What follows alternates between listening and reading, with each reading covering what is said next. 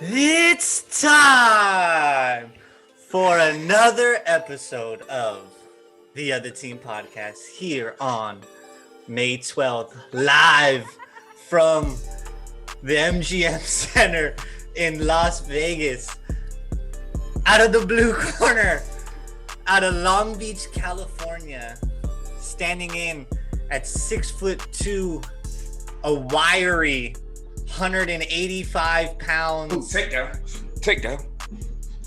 Fighting out of Long Beach, California, Terrence, the problem child, Scott. I should have blew the water up.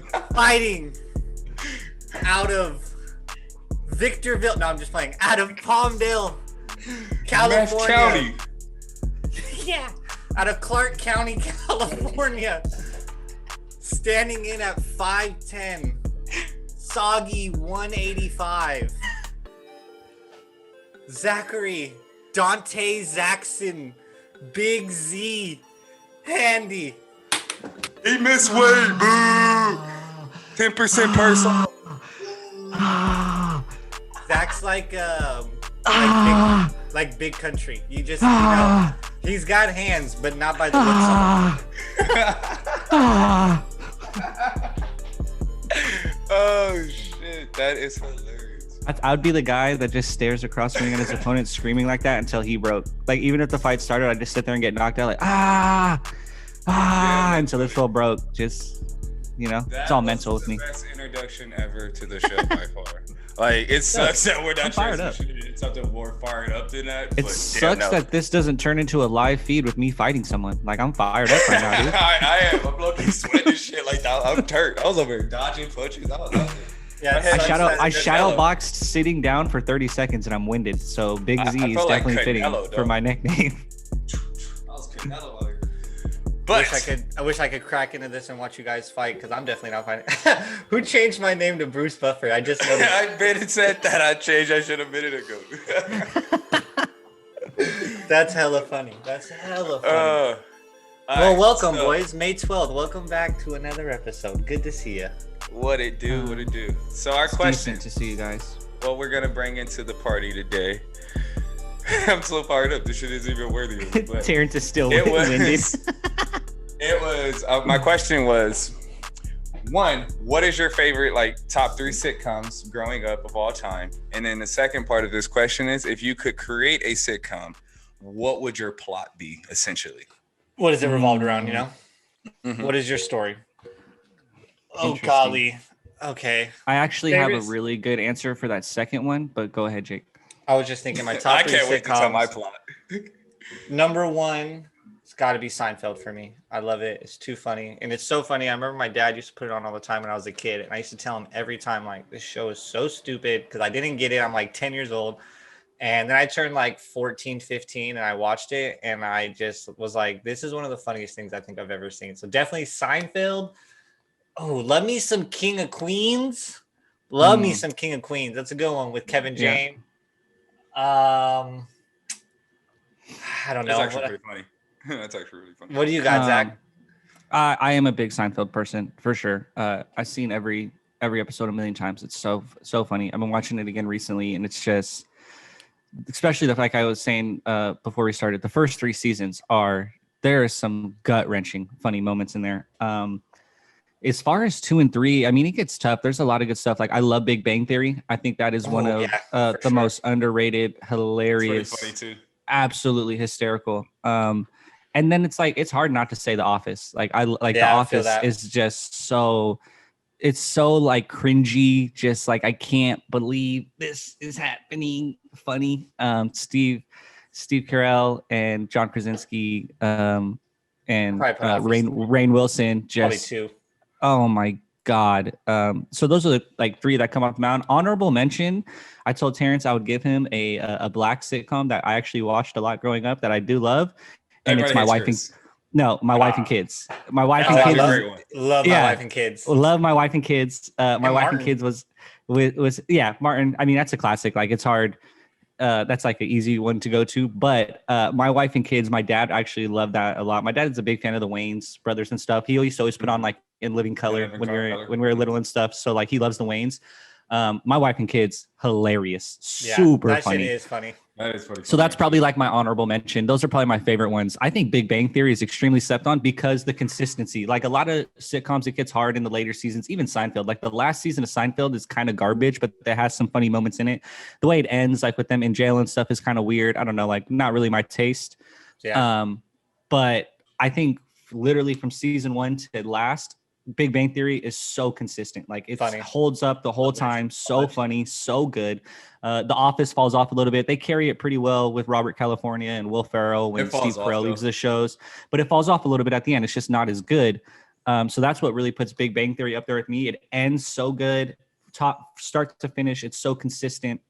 Super funny. Sheldon is like just so the spinoff of Little Sheldon sucks, but Sheldon and Big Bang Theory. All right, Zach. Fucking crazy. Zach, the red light's going off in the back. They're kicking you off the fucking stage. Sorry. Okay? Sorry, go for it. Well, Young Sheldon, I have never even seen that either. But I would say my sitcoms, since this guy took 77 minutes, would be Martin, Love Martin. Fresh Prince of Bel-Air. Yeah. Classic. Yeah. We're talking about I got millions of ones, but to talk about honorable mention, Malcolm in the Middle was fantastic. That show was I never watched that. You know I'm watching it right now with Brenda. It's hilarious. Malcolm in the Middle was funny as hell. But let's get to what would be your plot? Mine, I'm thinking I would want to go for like Zach said, Big Bang Theory. So like I want something younger with like something revolved around like kind of like what I'm living right now, like dude and a roommate type scenario, Big Bang Theory. Probably not dork. Will and Grace, 2021. Yeah, definitely not a gay sitcom. Not that a Seinfeld joke. Not that there's anything wrong with that, but not that there's anything wrong with that. Just I don't know if I would have the most insight to write on that show. So I just probably wouldn't have the best content. Maybe like something along those lines, Big Bang Theory-esque, but without scientists. We'd try to find like a different angle. Some dorky dudes and roommates and friends like that. That's your angle, Jake? Yeah, I don't know. Like just maybe something. I don't know. I'd have to. I don't know. I've never thought about creating my own sitcom, so I don't know what my. We're gonna get you 30 seconds. We're moving to Zach. We'll let you get a rebuttal if you want. So I actually talked about this kind of with a homie recently in a similar. Oh, I like concept. this. This is in depth. I like and this. Yeah, we gotta so framework here. Essentially the plot is like me and all the homies, us three and a couple other homies, and we all have boys, children, and the show revolves around like us coaching their little league team. And exactly. Now you're coming with something. You know what I'm saying? That would be funny as fuck. And it's like it's gonna be pretty new age, like TV mature. We're like betting on the games or just fucking around with the kids. Or what? Baseball dads was the name? Whatever it is. Yeah. I'm coming for baseball dads or parlay and kids or some shit like that. Yeah, exactly. Something like that. Sure. And every episode kind of revolves around that. Like, our kids are probably like coaches. The show starts with our kids at like coach's pitch or something, maybe even t-ball, like super young, and then as the show progresses we have to start developing them, and it just keeps getting more funny the more competitive the kids get. I think it would be the betting gets I think more. It's a really good idea. It's a really good idea for a show, I think. You have that dad that's like my son he plays at this tournament, that dad that just talks all this shit and his son's not even right good. Like our kids are going to be the fucking Bad News Bears, and you're going to have like this like elite team out there, and we're like showing up to the park faded or whatever, drinking beers, coaching the kids, whatever it is. Like it's going to be hilarious. Betting against your kid, like absolutely. Like telling Terrence, like, dude, your kid sucks. I bet you $10 he strikes out right here. Like just some like god awful comedy, like just some terrible shit. Like but somebody's kid has to be nice though. It's gonna be like HBO. Somebody within our friend group has a nice ass kid though, and he's just carrying her fucking team. 100%. Someone's little Timmy or whatever is going off. Somebody's kid is going off. That would be a great sitcom. Jake, we're coming back to you. So mine is going to be. He's like, I got that done that because that was good. That was really good, Zach. I don't know if I can even top that. Mine would be a spinoff, not even a spinoff of that. Mine's a completely different element. So mine would be based off a dad who was like a former athlete, but something happened to his wife. So now he's a single parent and he like no longer He's no longer in the NBA and whatnot. So now he's just raising his kids and so forth and having a whole spin off of that drama. And now he's like a coach motivating kids and doing all this other shit. Yeah, you could turn that little bit of like, that show starts with some intense drama, but you could turn that into a great comedy with the way he has to raise the kids. It's you know what I'm saying? And stuff like that. The people that come within his life are going to be all goofy and quirky. And Funny how you both came up with like coaching comedies. Yeah. It's our lives. You know what I'm saying? Like that shit will be hilarious. Like picturing us with kids. And what's funny them, is this guy came up with a dog, with a nerd comedy, and it's our lives. We all described our lives. What would your sitcom be? Well, what do I do every day? Like, but nobody's topping Zack show. That was actually. Yeah. Really so do we need to just cut the podcast right now and everyone show up at my house? Should we start writing can we write the pilot right now? Like already started. I like my name as with Baseball Dads. Baseball Dads might be. Baseball Dads is the actual show name. And we're going to edit all of this out so nobody can steal this. So. Yeah, this isn't getting clipped to Twitter. I don't need anyone stealing this. But yeah, me and the homie we were roasting a bone, as I like to say, and got in a creative space. And we thought of this idea, and I was like, "Dude, this is actually gold." Like we just thought of the greatest. Write that down. Write that down. Like, yeah, I was like, "Man, that shit's funny." This could be on something on YouTube. We might not should click that. No, that shit is. So yeah, I've been thinking about that for a while. Like that is a great idea for a show. It'd be really funny because and it's like there's really funny kid actors out there now too. Like really funny kids, even in like raunchy stuff. So and like I said, I don't want to hold back. Like I don't want this shit to be on TBS. I want this to be an HBO series. It's going to be definitely. We just talked about TV betting. mature. We just talked about betting against our kids' little league teams. It definitely sounds like this is headed for HBO. I'm dead serious. I really don't know if we should put this out there. Yeah. I have so many ideas. Switch gears. We're back to sport. Switch gears. None of that even happened. The episode's gonna start, and then it's just gonna be like for like 7 minutes. Yeah, Terrence got everyone look into the camera real quick. That did not happen.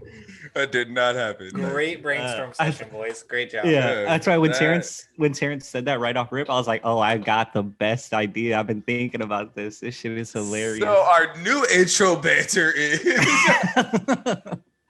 I'm not even joking. Holy shit. Oh man, I gotta go look up the proper way to write a pilot. We gotta get cracking on this. Last thing I need is some fucking NBC dork cycling through podcasts and come across this and be like, holy shit, Lauren Michael, I just got the greatest idea for our next show. Like, yeah, it's funny. I'm gonna be sick to do that. Yeah, I'm gonna be sick in 6 months when fucking the new preview for Baseball Dads pops up. I'm gonna be fucking gross. Starring Jason Sudeikis and Jason Bateman. What the fuck? Fuck yeah. And Keegan Michael Key or whatever. Yeah, and you're like, Jesus Christ, like motherfucker. You dude. YouTube is a powerful source, man. We can hop on. But yeah, so everyone who's listening, you're welcome for just blessing you with this sick ass idea. My fucking brain is this magic. Is not gonna happen. I'm editing this all out. You're not welcome because this idea is not up for sale. Do not listen to what Zack just said. What the fuck are you saying? Well, yeah, I just told you we're going with a whole new intro. Content. Like, I hope people enjoyed that idea. They're gonna be like, damn, Zack's smart. That's all I'm saying. Zack's creative. Speaking of shows. The one of the best shows in sports has solidified himself. A+ transition. You know what I'm saying? Solidified himself amongst the legends of the game. Russell Westbrook, Terrence's golden boy, has set the all-time triple-double record. A record that we thought may never be touched, which I think is crazy. And he has so much more triple doubles left in his game. Russell Westbrook takes down the Oscar Robertson record. Terrence Scott, take a bow. I know it's your boy. I know it was a really cool moment. I thought it was cool for all sports fans, but I know how it feels to it's awesome. I know how it feels to like players, you know, my boy Kershaw and it's as simple. So I know it was probably a cool moment for you. I am a big Westbrook fan. That's obvious, but I think it's just important for people to understand that sports are hard. To make it to the NBA is hard. To make it to any professional sport is hard. Like we all know the cliches and so forth. But to do shit at the highest level is even harder. There's no such thing as stat padding on the highest level. It's no fucking such thing. Like to do that at an intense level every single night, to get the points, the assists, the rebounds every single time, 158 games. have that motor consistently is unreal. Insane. So it's Consistent like with that motor. I just appreciate great players when they are here because it is special that award, that record was thought to never be broken. He made triple doubles seem normalized in a sense. So He desensitized it. You know what I mean? Like, yeah, even though it's like it is a little easier in today's NBA to get triple doubles because I think about like maybe Luka could probably break this record eventually as well. I don't think so. I don't know, but like the intensity right. to do it every single night is where it's probably gonna break guys because Westbrook's has that in him, and not a lot of players play like that anymore. So I love how you mentioned stat padding. Like, sure, in a blowout and the team knows like what's at stake, maybe Steven Adams lets someone, lets Russ grab a rebound at the end of the game. Like, that's not stat padding. You know what I mean? Like, that's it's a 30-point game and this guy's a rebound away or something. They let him go get it. Like, sure, but like the other 9 rebounds, like when the game was close, or the other assists, like. I'm not going to go into the theory of like they let him stat pad for these things. Like, and it's like, it's one thing to like break the record as if he was on his way out the league. Like he's going to obliterate this record. yeah, it's gonna keep going. It's not like he's just going to stop. You know what I'm saying? There's so many triple doubles left in that tank. And the Wizards are ass, so they need him to keep doing it. So like he's going to absolutely abolish that record. It's, to me, it feels like Joe DiMaggio. Like it's a record I'll never see broken. Like it's a record that's unfathomable to be touched again. See that. Like from our standpoint, to be able to view that a record that has just happened. I'm bad, Jake, but like see a record that's like on a Joe DiMaggio level. Like just think about what we're watching right now. Like fuck. When we all started talking NBA 10 years ago in high school, like yes, like when we all started really talking sports. Sorry, Jacob, go ahead. No, I'm sorry. I was gonna say what the craziest part to the record to me was gonna be when 12 years ago, when people would say like what are untouchable records, you always think like probably the Cal Ripken record because everybody just prefers nobody shows up to work that much, man. You know what I'm saying? Like and coaches don't let you play like that anymore. The Joe DiMaggio record, and I would always think like Oscar Robertson, bro, like that Oscar Robertson record, like nobody hits triple doubles like that. That was like 10-12 years ago, and all of a sudden he just came through and did it. Like that's one of the most impressive. It was one of those records you thought would never be touched again. You would have thought Bron got it, and it's like no, because exactly, do it every single night. The intensity to do it every single night. And this is a guy that never gets fucking hurt. What are we talking about? LeBron. Like one of LeBron's greatest things is his availability all the time. He's like, this guy. And he still couldn't do it. Like you said. And he still couldn't. And Westbrook got fucking hurt. Let's not forget about that. The dude blew his knee out because Bev did some sneaky dumb shit and hurt the homie. And he still came back with this intensity. It's a mindset. It's not necessarily just like a skill. Like you got to want to do what that man is doing. Absolutely. Super cool. Like, it's crazy because like defense is the same way. Like everybody could be a good defender. You just gotta want to be it. Like you gotta want to rebound like that. You gotta want to get these assists. You gotta want that dude's just intense. That's an intense. You gotta have the will every single play, and it's like I hate the will to do it every night. I hate how I hear people say like he's a great player, but I wouldn't want him on my team, and it's like, well, then you're a dumbass. Thank you. Because I was gonna put that on my point. Like if you use this moment to get your little piece off about how Russell Westbrook won't win you a championship, whether you believe in that or not, which I would say I probably do, you're a piece of garbage because that's not what this moment's about, dude. This moment is about Russell Westbrook doing something incredible in the game of basketball and solidifying himself as an all-time great, which is whether he wins that championship or not, you cannot argue that. He is an all-time talent. I would mark him first ballot Hall of Famer as he deserves. And like you just said, he does something that you would think LeBron James would do, and LeBron James couldn't, and I think that's an awesome point. So if you use this moment to get your little rip off about how Russell Westbrook, come on, you're whack. Because we all know I've definitely said my fair shit, and I'm like, it's not what this moment's about. He did something awesome. You should appreciate that. Absolutely. I mean, when we started really talking basketball, we all met in high school and stuff 10, 12, 13 years ago, like a triple double was a big thing. Like you come to school like, oh shit, dude, like Brown went for a triple double last night. You see that shit? Like, oh, blah, blah, blah, went for a triple double. That's crazy. Like you got a couple handfuls of them a year across the league. And then all of a sudden you transition to Westbrook fucking popping off. And it's like, it's the norm for him. When they ask, like, when someone asks you, hey, did you see Russell Westbrook's game last night? Your first thought is, did he get a triple double? And then if the person says no, your next thought is like, nah, he probably played whatever. And it's like that's his standard. That's his bar. And I think here's another reason. You missed, Jacob. Me and Terrence talked about that. Like that's a different level of play at that level. We always say there's levels of this shit. Like Terrence said, at the top level, when you make the triple double your bar, That's unbelievable. That's unbelievable. It's insane. Absolutely. Here's another reason why that shit is hard. Another person who used to get a lot of like how what's his name? Nolan Ryan has a bunch of like 2 hitters and 1 hitters. Right. Instead of having no hitters. Jason Kidd is the same way. Jason Kidd has so many close triple doubles, but it's hard to actually get a fucking triple double. You know why? Because Jason Kidd couldn't get 10 points all the fucking time. Jason Kidd had a lot of games where he had 8 points, 11 assists, 10 rebounds. 11 rebounds. Like, or vice versa. Like, he had games where he had that. Like, he was so close so many times to getting so many triple doubles, but to actually get it every single night is hard. Like, just appreciate Greg Ferris. I mean, it really shows the whole package. You sent it to the group message, and you're like, since whatever the date was, you're like, he leads the league in rebounds and assists. Like those two don't go together.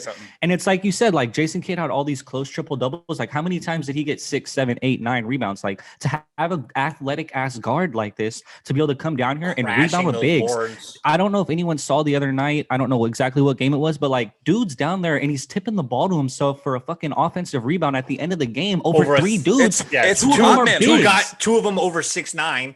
Right, 2 of them are bigs. It's wild. Like the way Rodman rebounds is the same way Russ rebounds. Like it's like the way you find the ball. Like their ball tracking skills. Like these guys just have a way to find the ball. Like it doesn't matter about how tall the guy is.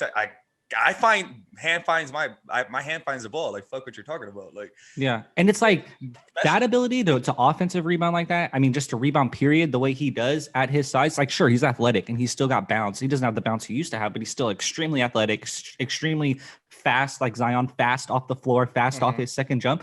But like on some cliche shit, like that's here. That's at your heart. Like you gotta you have to have so much heart to go down there and really bang with those dudes and be like, no, I'm coming out with this ball the whole consistently. Like, and it's like I'm coming out with this ball, and it's like if you see me down there, box me out because I'm coming out with the ball. Anybody can do it with the game on the line in an important possession, but not everybody can do it from the first jump to the last whistle. Not everybody can do it, and every moment in between there, and that's Russell Westbrook. First, second, third, fourth quarter, it does not matter what you just described. He's in every one of those moments, and that is an incredible skill and trait to have on your team. 110, like it's too crazy. Lastly, on the Wizards, because where are they at in the standings again? They're 10. They're 10. Solidified 10th. They're going to be in the playing tournament. They made it. I just think it's interesting with that team because like they're starting to play really well. Have they locked that down, Zach? They haven't like locked it down, but if you look at who's behind them, it's going to be hard for them to lose that. That's why. Okay, sorry, Terrence. Regardless, my whole point is just like they're starting to play better. Because I remember saying early in the year that the Wizards were a team that I thought would make the playoffs, and it's like obviously that we haven't forgot about that 5 seed take, brother. We ain't forgot. He was a little overzealous, but we were also big haters, and I think it met somewhere in the middle. And this is what injuries struck that team. But what's interesting is though the guys that I did say will play well are actually starting to play well. Rui is starting to ball. Like Rui Hachimura is nice, dude. Like he's really starting to play well. And obviously Bradley Beal's who he is. And they should have won that damn game when Russ took the shot. Like that is literally what Brad's on the team for.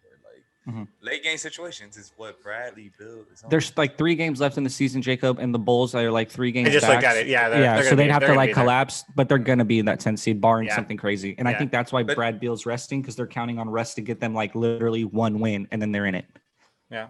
So speaking, what do we think of the playing scenarios then? Exactly. I was just about transition. No, you're good. I was saying, good job. Like we're giving 2 people A+ transitions. Okay, I gotta get my shit cooking up here for the next one. I was just saying, good job, everybody giving Russ his roses. Like that was a good. Nobody. Absolutely. Like I've been.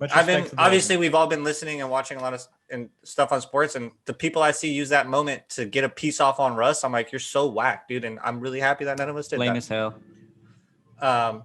Playing scenarios, man. I think the NBA is stoked on them. I don't know about the fans, but the NBA has got to be juiced. Do you guys like the play-in tournament? Can I like tangent a little bit? It's different, and I think I'd like to watch it before I really know. I love it. You love it? Okay, cool. I don't know because I don't think it should be in it though. So you think like 8 to 11 then, and then you're playing for 1 seed just for the 8 seed? I think 9 and 10 should play in the play-in and then play 8. And play so 8 waits for the winner of 9-10, and then.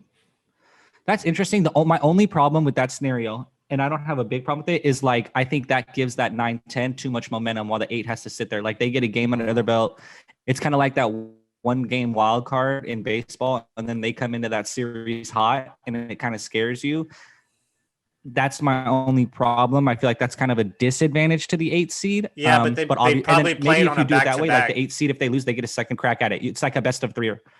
Okay, Well, that might be okay. When an AC. It would probably be, but I will say this, Zach, they would give the 8 seed 2 cracks at it, 100%. Okay. Because that's how this play-in tournament is already working. That if you're the higher seed, you're basically getting 2 cracks at it. Mm-hmm. In my opinion, it would be the best of 3 at that point. Okay.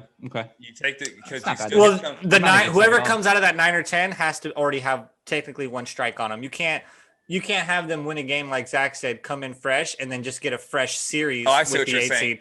It would be once, you have to beat the 8 seed twice, but if the 8 seed beats you once, you're out. You're out. I'm down for that. That makes That's sense. because that's kind of how it cool. already I could is. set it up like that. I just don't think 7 should be in it because it's like one, the NBA is I feel on like the you should 30 be clear. and like the West is so hard. I feel like the 7 shouldn't have to necessarily be in it. Mhm. But I love Laker it. fans think you're speaking gospel right now. Yeah, they're not because they got clips of talking shit like they should have no business even being in a playing game. So shut the fuck up and go get in it. I will say, if you're the Enjoy that, NBA, Laker if you're the NBA, you couldn't be happier because you probably were a little worried about what teams would fall into this and the viewership you were worried about getting. Like, was anybody going to watch? Well, now I have Russell Westbrook, who just at the very perfect timing set a cool ass record to get all of him in it. He's in it on one end. Also in it, the Boston Celtics. Enough said. And then on the other end, you get Steph Curry and the Lakers. I mean, like, you got some of your biggest viewership and fan bases. If you're the NBA, like, this kind of shook out perfect for you. And I don't want to leave anything out. You said Boston Celtics. Enough said. Look who they're playing in the play-in. It's LaMelo Ball. So like, it's like it really shook out well on how the matchups. Celtics it's like very well lose. I kind of think they're going to. They're in shambles since they found out that their second best player on the team is done for the year. Shout out Zacks Hornets. Absolutely. My guys held strong all year. It was a little bit up and down. It was a little sketch, but they made the playoffs as an 8 seed, and that's a real playoff team to me. So LaMelo's probably your votes, like you said. I think I might hit the trio. Look at Ree with the big cameo. Okay. Salem.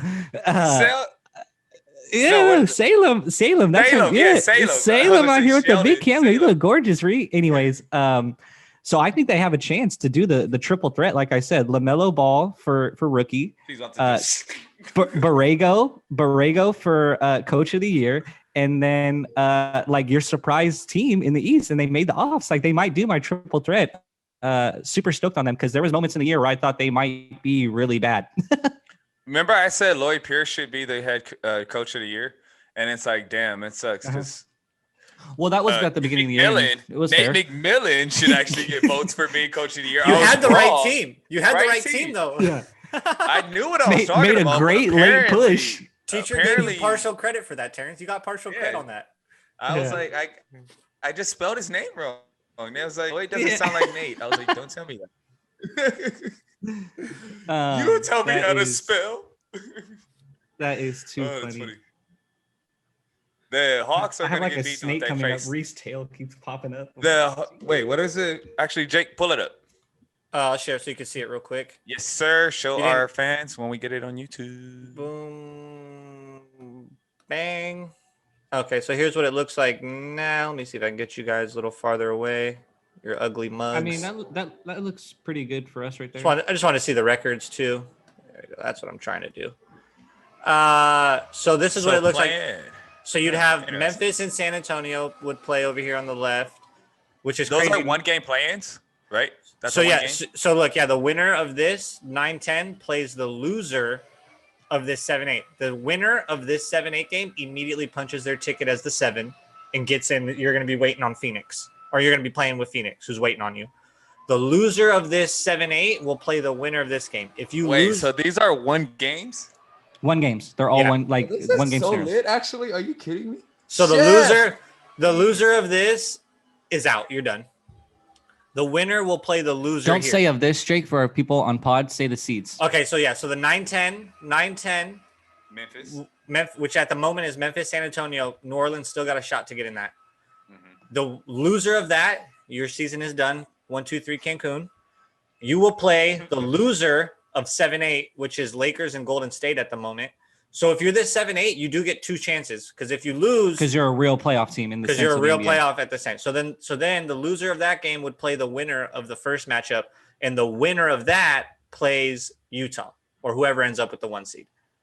Looking at this, isn't it pretty crazy? Like how tough the West is. Like, It's Oh, insane. it's It's a brutal. gauntlet. It's truly a gauntlet. just look at the No. Warriors record. Like we talk shit about how bad the Warriors team is, but they're 37-33. When you look at the East Coast, like you got Indiana 33-36, Boston's 35-34, like New York's 38-31. Like, damn, Curry, you really nice, dude. You are carrying these cats Truly in the nice. tough ass West. Like that's insane. Yeah. The seventh we can get into seed, the MVP in the a little bit, seventh but he seed deserves some. in the East would barely make the play-in in the West as the 9. That's insane. Like the 8 seed is the 10 seed in the West. Like it's crazy. It's crazy. That's tough. So here's what I love. I think Washington Here's what it looks has like. a really by the good way. chance to get that 8 Oh, seed. that got bright. Pelly's right here are 2 back with 3 to play, 2.5. So actually, they're looking. They need to win out and they need help. A little cooked Pels up. is So looking at this, and then so also looking at I'll start with the play-in scenarios. I think Lakers wanting Phoenix is kind of crazy. Not that you can force your way to get Utah, but like, yeah, they feel especially feeling good after they just beat them with no Braun. And it's like at the end of the day, I do like the Lakers over either one of those 1 or 2 seeds because they're going to have Braun and AD. But I mean, call me crazy. I'm just going to start with the Western side. Like, I still don't fear Utah. I still don't, and I feel terrible. Well, until they get that Donovan Mitchell. I mean, I assume he's going to be back too. I feel like they're trying to get him ready. No breaking crazy news has broke, so it feels like they're just getting him ready. I still fear Phoenix more, and it's like it's just the CP thing. I don't really fear either of them that hard, but like I don't know, like I truly don't fear Utah, and I feel bad because they're so good, so consistent this year. And just call me a lazy fan or call me a lazy whatever, but I'm just not. I don't know. What do you guys think? Here's my thing. If I'm the Lakers, oh my bad. No, you go, Terrence. You go first. You go first. If I'm the Lakers, okay, I don't want to play Phoenix. I'd rather play Utah, so I avoid playing the Clippers in the second round. I feel that. That's funny you say that. I've been telling everybody. I think the Lakers and Clippers both don't want to play each other. I think Lakers. That's what I'm saying. Like either front office or whatever. People in the Laker organization and their fans are like, the Clippers are good and we're not exactly right this year. I don't want to see them. But I also think the Lakers. Yeah, I just think. Like they're not bad. Like they're just getting right. Like Bron's probably a lot healthier. Bron's done this before. It's like clockwork. Bron's a Every lot year he does healthier this. than we think. AD is 100%. AD. Like these cats are coming back. I don't know what's up with Schroeder. Like, but don't sleep on the Lakers. They're still the best team in the West. Yeah. When health, if they roll out their best squad, they're still probably the team to beat. Nobody wants to see it. To beat. And I hate saying it. I don't like to give them their roses, but yeah, I think they'll beat Phoenix and Utah in 5 or 6. Here's a couple things, Zach. You asked if I have to pick between Utah and Phoenix, I'd take Phoenix every single time, strictly because even when he's in the game, Ayton is incredible, but he's not really a defensive like rim protector, and he's not really shutting down the paint at all. Let alone when he comes out the game. I mean, their interior defense and rebounding situation is so bad when DeAndre Ayton is out of the game. Like, I mean, you got like Saric trying to be one of your bigs and get. Like it's just it's bad. I don't know. It's horrible to me. So in that sense, like I'd much rather see Phoenix and not have to deal with, even though he's overrated. I don't want to have to deal with Gobert and whatnot. Okay. Oh, okay. I see what you're saying. My bad. Yeah, Phoenix's interior defense and stuff when Ayton comes out the game is just abysmal. Like they don't have the so who wins? Kaminsky and Saric. Like it's a tough. All right, let's commit. Who wins these games? 9-10. Who wins? Probably Memphis. I think Memphis finally has their moment. Wins that? Lakers are going to win that game, unfortunately. Yeah. The Warriors don't have enough at the rim. Going back to the rim, like the Lakers are putting together a big front line like they did last year. They're doing their best to recreate that really hard line at the rim of defense, and Vogel is so good at coaching that way. With Drummond, AD's coming back. I mean, Mark is old, but he's a big body, so they're trying to recreate that. And like Golden State just doesn't have bigs like to really put up with that. Steph could go for 40, and they're going to lose that game, in my opinion. If the Lakers go out and try to win that game, they're going to win that game. It's just, do they want to win? Because they'll beat whoever plays the 9 and 10 game as well. But I don't know if they want to play extra 2 games and get stupid and weird. Golden State, Memphis becomes. Lakers are going to win that game and go straight into the playoffs. They're going to be like, we're done here. I believe that as well. Golden State and Memphis. I think Memphis can really give them a battle. I know. I kind of like Steph going nuclear, but at the same time, I could totally see Memphis winning. I got Memphis in that game. I kind of Um, like Memphis. I think they're a little They- deeper than people think, and I think this is a moment for them to find a groove as a young team. Um, and then I As think good that as makes Steph for. I mean, is, let's run it down the line real quick. It makes for a it spicy matchup for Utah if Memphis gains momentum. I'm just saying. absolutely. And you know why? It's going to be the John Morant come out party. It's going It to be could just be. like how everybody got introduced to Jamal Murray. It's going to be how everybody gets introduced to how damn good job Morant And I'll really tell you right is. now, Taylor Jenkins is one of the most underrated coaches in the league. He's fantastic. He does so good with those young guys. Jaren Jackson has come back. He's got a handful of games Hit under their his belt. I feel ground like he's going running. to start. I feel like yeah, he's solid. He always does. And I'll tell you right now, and I've been so He looked good dying to right when say he his came name. back, though. I've been so dying to say this man's name on the podcast when we have the right time. My man Grayson Allen is really turning into a good pro, a great shooter for them. He's hit big shots. He's playing big minutes. That team can be dangerous, especially because they have. We always like to say this. They have nothing to lose. Like the Grizzlies truly have. No one's going to expect anything from them if they make this run that me and Terrence are kind of putting together. So dangerous if it shakes out that way. I think for Utah. crazy in the West. It's so brutal. It's like, I mean, I agree. Seeding was somewhat important. I wanted the Clippers to get as close to the one as they could. And it's like, but no matter what way you cut it, no matter where you fall 1 through 8, your second round matchup is a brutal. It's absolutely brutal. I mean, if you're in this top half, let's say Utah goes through, you're seeing probably Denver or Portland. That's not fucking easy. Portland's getting healthy. Not Clippers, easy. whoever comes out of Portland's dangerous. whoever comes out of Clippers and Dallas has to play whoever comes out of Phoenix and Lakers. Like, it's so brutal. No matter which way you cut it, your second round matchup is absolutely a nightmare. Oh man, I'm a big sick if Dallas beats you guys. I mean, do we want to go to the Eastern side and then come back to that Clipper matchup? I know we have it on our rundown, or do you want to go right to the Clipper matchup? You guys, Well, if you want to do the play-ins real quick, I actually like Washington over Indy. I'm not gonna lie. Absolutely. Indy's not playing well at the end of the season at all. At all. They're and not then healthy. With no Jaylen Brown, that could very well be LaMelo. It could very well be, Charlotte wins that game. and goes into the 7 seed and heads down to play Brooklyn. And then you could have Boston playing Brody to see who gets the last spot to play Philly. That would be actually the NBA's. I like the Wizards again. I like the Wizards again. This is how it goes. Charlotte gets to 7. Washington's going to be to 8. I think the same. I agree. I think the same. And I think it's kind of a tough. They got some gritty bigs on Washington. I don't think they beat Philly by any means, but I think they will 6, surprise people with how competitive. I might be sweeps, but I'll give them 1. That's I think they're going to be competitive. Washington's think kind of finding a groove at the end of the Bradley season. Beal ain't got shit to lose, and he finally going to be in an off slave. It is a lot of defenders, and only 2 guys need to be defended on Washington. Yeah, get it out the cup. I can see that. And it's Bradley a Beal's lot used of to scoring against elite 5 defenders guys. over there. Yeah, and he's used to scoring against 5 guys. He's been doing it for a few years now. Like, he ain't got no help. He used to it. Oh, I missed the Bradley Beal playoff bombers. I missed those. Oh, because there was. This is coming. They're coming. Wait, he been in the offs with John Wall. They've been in the offs. Yeah. I ain't never seen you act like this before. But let's get back to the West. I'm down because I think Portland is one of the most dangerous teams in. Yeah, absolutely. It's not solidified. If you see, they're both 40 and 29. So this 5 and 6 has not been decided yet.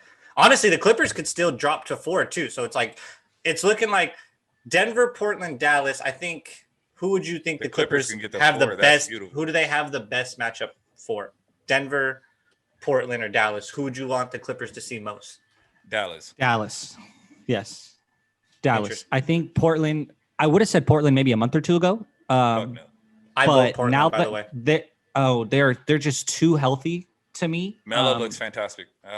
Melo is stay Melo, baby. Like Melo is still so solid. Nurkic is back. Everyone outside of Collins is kind of back. The front line there is big between Nurkic and Cantor. Obviously, the 2 superstars at the guards. Covington's a solid guy. Portland, and we say this every year, so maybe I'll eat my words for like the 5th year in a row. But they're getting healthy and they scare the shit out of me.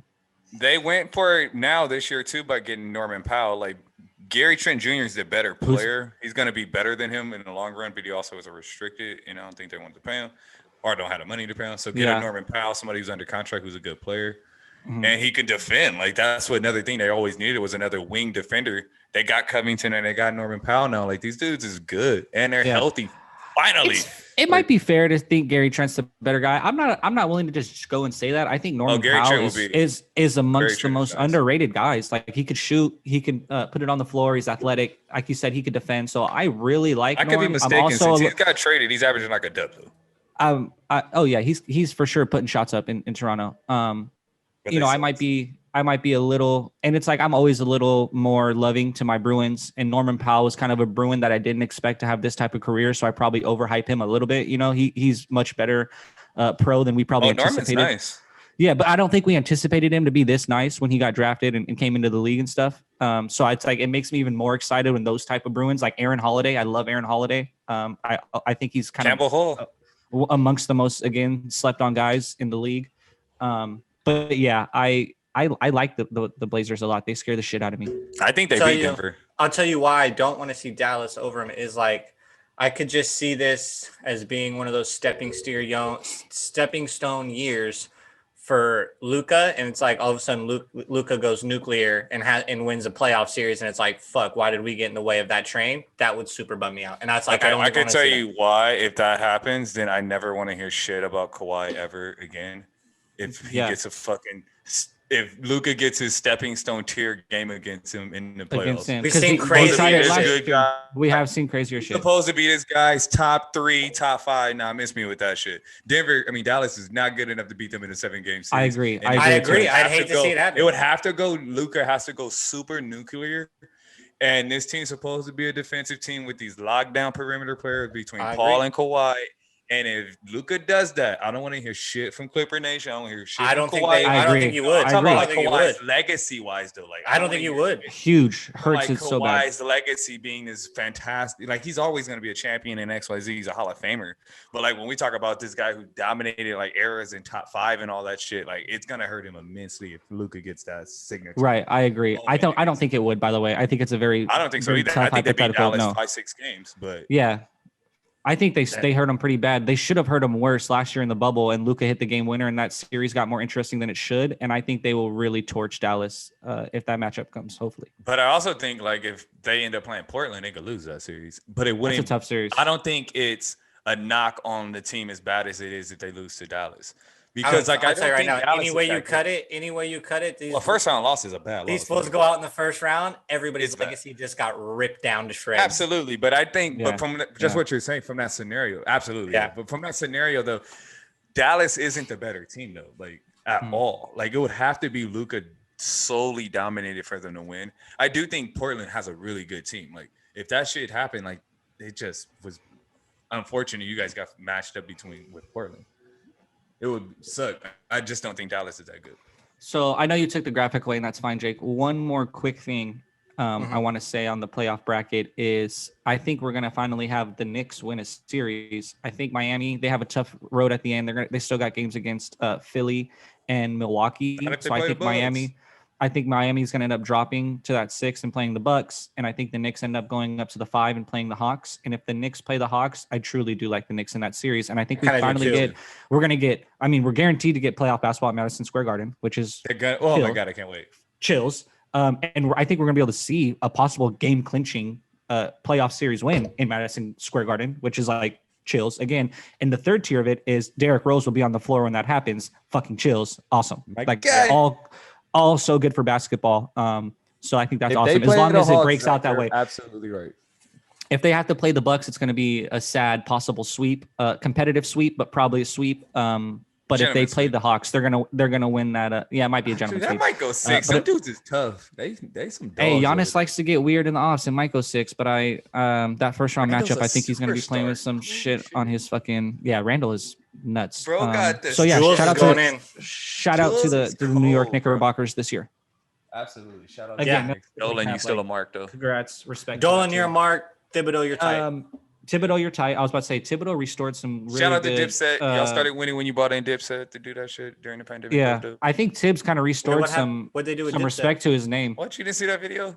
Oh my God, when it was freestyling in Madison Square Garden. That's tight. Yeah, I absolutely sent it to you. That was dope, super dope. But yeah, that's all I had to say. Shout out Knickerbockers. Shout out Tom Thibodeau for getting some respect back to his name. I think we all agree. If they get the Hawks, I think we're all thinking the Knicks are winning that series. If they get the Bucks, probably not. That's a tall ask. Yeah. I don't think the Heat do shit either in the playoffs. Yeah, that was a bubble thing, which was cool. And I'm not the type to try to like knock anybody's championship runs or their championships. So I give them full credit, but I agree, like that's not happening this year. So this was set up Bucks Nets in the second round. That's lit. Which is definitely a heater of a second round matchup. Oh, Giannis might send him home. Now that's a big. That would be crazy. But that's a big thing on his resume. How is everybody feeling about the Nets? I feel like people like the Lakers are kind of starting to lose confidence as we get closer to the playoffs. But I'm gaining confidence on the Bucks. I know that. Like I like that they're going under the radar. That Giannis is having arguably a better season than both of his 2 MVP years. Drew's really coming around there. He's having a great season. I'm telling you, like no one's even talking about how good the Bucks are playing. They have the only story we hear is that Buddingholzer is playing for his job, and it's like, well, yeah, they have Clipperitis, a little bit of you got to show it to me. You know what I mean? I'm absolutely watching I agree. Fall short in the playoffs, so they got a little bit of that. Philly has it more though, but I feel it. As far as how I don't know that because I think that Philly and Boston. I see what you mean, Terrence, but I feel like the reason I feel like the Bucks have it is because like MVP. The Bucks had higher expectations. Like the Clippers had the highest expectations with Lob City and with this new team. Everybody picked them. I don't think everybody picked Philly. So the fact that they got bounced a little early, I think they got bounced earlier than we expected for sure. But I don't think people were picking Philly like people were picking the Clippers and the Bucks and watch those teams fall short. It's as simple as that. I agree. And it's Giannis. It comes down to how the expectations we get for Giannis. He's a fantastic player. Like so is Embiid, but like it's just levels to it. Like we view Giannis as this guy who could be the face MVP. So back to back. Back to back MVP. So it's like that's the reason why the Bucks get that. So I understand. To finish that tangent, if you think about it, I mean, in the last 10 years or so, maybe a little less than that, just about every team except the Golden State Warriors, the Los Angeles Lakers, and the Cleveland Cavaliers have basically had Clipperitis in the playoffs. Like everyone who you think is going to break that barrier and break that has always fallen short. Because everybody without Braun, everybody without LeBron, and everybody without Steph. And it's like if you think about it, like we thought the Clippers were going to break this thing and get over the barrier, never did. Damian and them were on the cusp, that never did. The Rockets never did. Like then you go to the East, like Zack. Philly hasn't done it. Like Milwaukee hasn't done it. Knicks never did it back with Melo. Knicks never did it with like everyone outside of those 3 franchises kind of has Clipperitis because you've been Bulls dominated. Never did it with Rose and Noah. You've been dominated by this superhero and LeBron, and then Steve Kerr built this super team that dominated the other half of the league. And it's like everyone has kind of fallen short outside of those teams recently. I was saying now that the playing field's getting more level, you see a team like the Heat come through and break that barrier and break through the mold. So it's going to be interesting to see like who's the next team to kind of do it, because I think you're going to start seeing more. Yeah, I will say this before we finish up on basketball here in a minute. People have been asking me, obviously, how confident are you with the Clippers is the question. And I was saying one of the things that has given me confidence is basically what Zack just said. Like the Lakers are obviously the threat, right? And they're like, and it's like next to the Lakers, you're going to go Denver, Utah, Phoenix, and the Clippers. Out of those 4, they're kind of all in the same boat of none of them have gotten over the hump yet. So it's like, why them getting over the hump other than me? That gives me confidence in that sense. It's like, it's not that like, if we can get the Lakers out of here, praying Denver got over the hump. They was in the Western Conference. One time. None of these teams have been to a finals. And a bubble too. Right. Yeah. None of these teams have really been to a finals like that. So it's like that. It's like, if we're all in that same boat, it's not like, okay, it's us or the Lakers, which it is also that sense. And it's like, fuck, well, the Lakers are always there. So that makes me get less confidence. If it's between the Clippers and those other 3, it's like, well, fuck, one of us got to do it for the first time type scenario. I've been kind of like, at least maybe that's just me like I don't have consoling myself getting ready for it. You know what I mean? But yeah, all the good teams in the West are new. Real quick on the Clipperitis thing, it just makes me think like historically, like, yeah, it's because like it is some like sense of Clipperitis. It's really like LeBron and Steph-itis, really, is what we well said. Like, I literally epiphanied when these dudes were talking basketball in the office today. I was like, dude, outside of LeBron and Steph, like no one's beating the hump because those dudes have dominated the league for fucking 7-8 years now. Think about it like this. The reason why we say Jordan is a GOAT is because of shit like that. Is that he gave everybody Jordanitis in his era. Like so many great players didn't get the win because he was just sending cats home. Yeah. So that is why that man is who he is. But that's all I got to say on the NBA. Yeah, well said. Somebody on here said MVP. I'm on Joker train. Same. Anybody got anybody other than Joke? I think they held water. The fact that they didn't fall to 6 or the play-in or anything like that since Murray, they're still beating good teams. They've played really competitive. Michael Porter Jr. is like obviously not in the MVP talks, but whatever award it is where you just step up for your team for like 2 months at the end of the year, like give him that award. The team award, I don't know.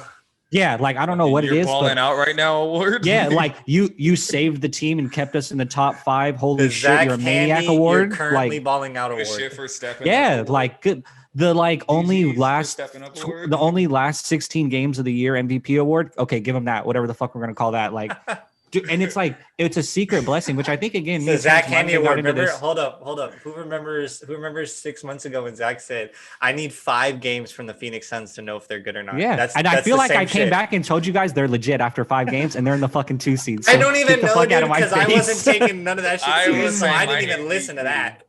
Jokic but I think is the MVP, but it's no unanimous this year. It's not unanimous.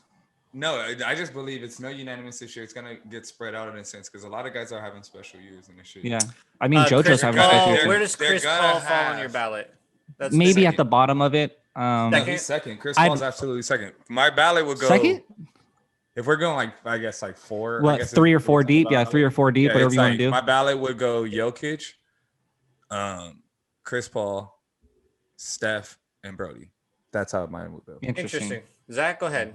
If you got one. If not, I would go off the top of my head, Joker, Steph, JoJo, Chris Paul. Personally, I would probably go. This is pretty funny. We're all a little different. I'd probably go Joker. So we all knocked down Joker. That's sick. And then I'd probably go Giannis. Also, just stayed the most healthy while consistently having an incredible year. He should be on my list as well. Then I'd go Chef, which hurts considering the amount of shit I talked to him the 6 weeks leading up to the season.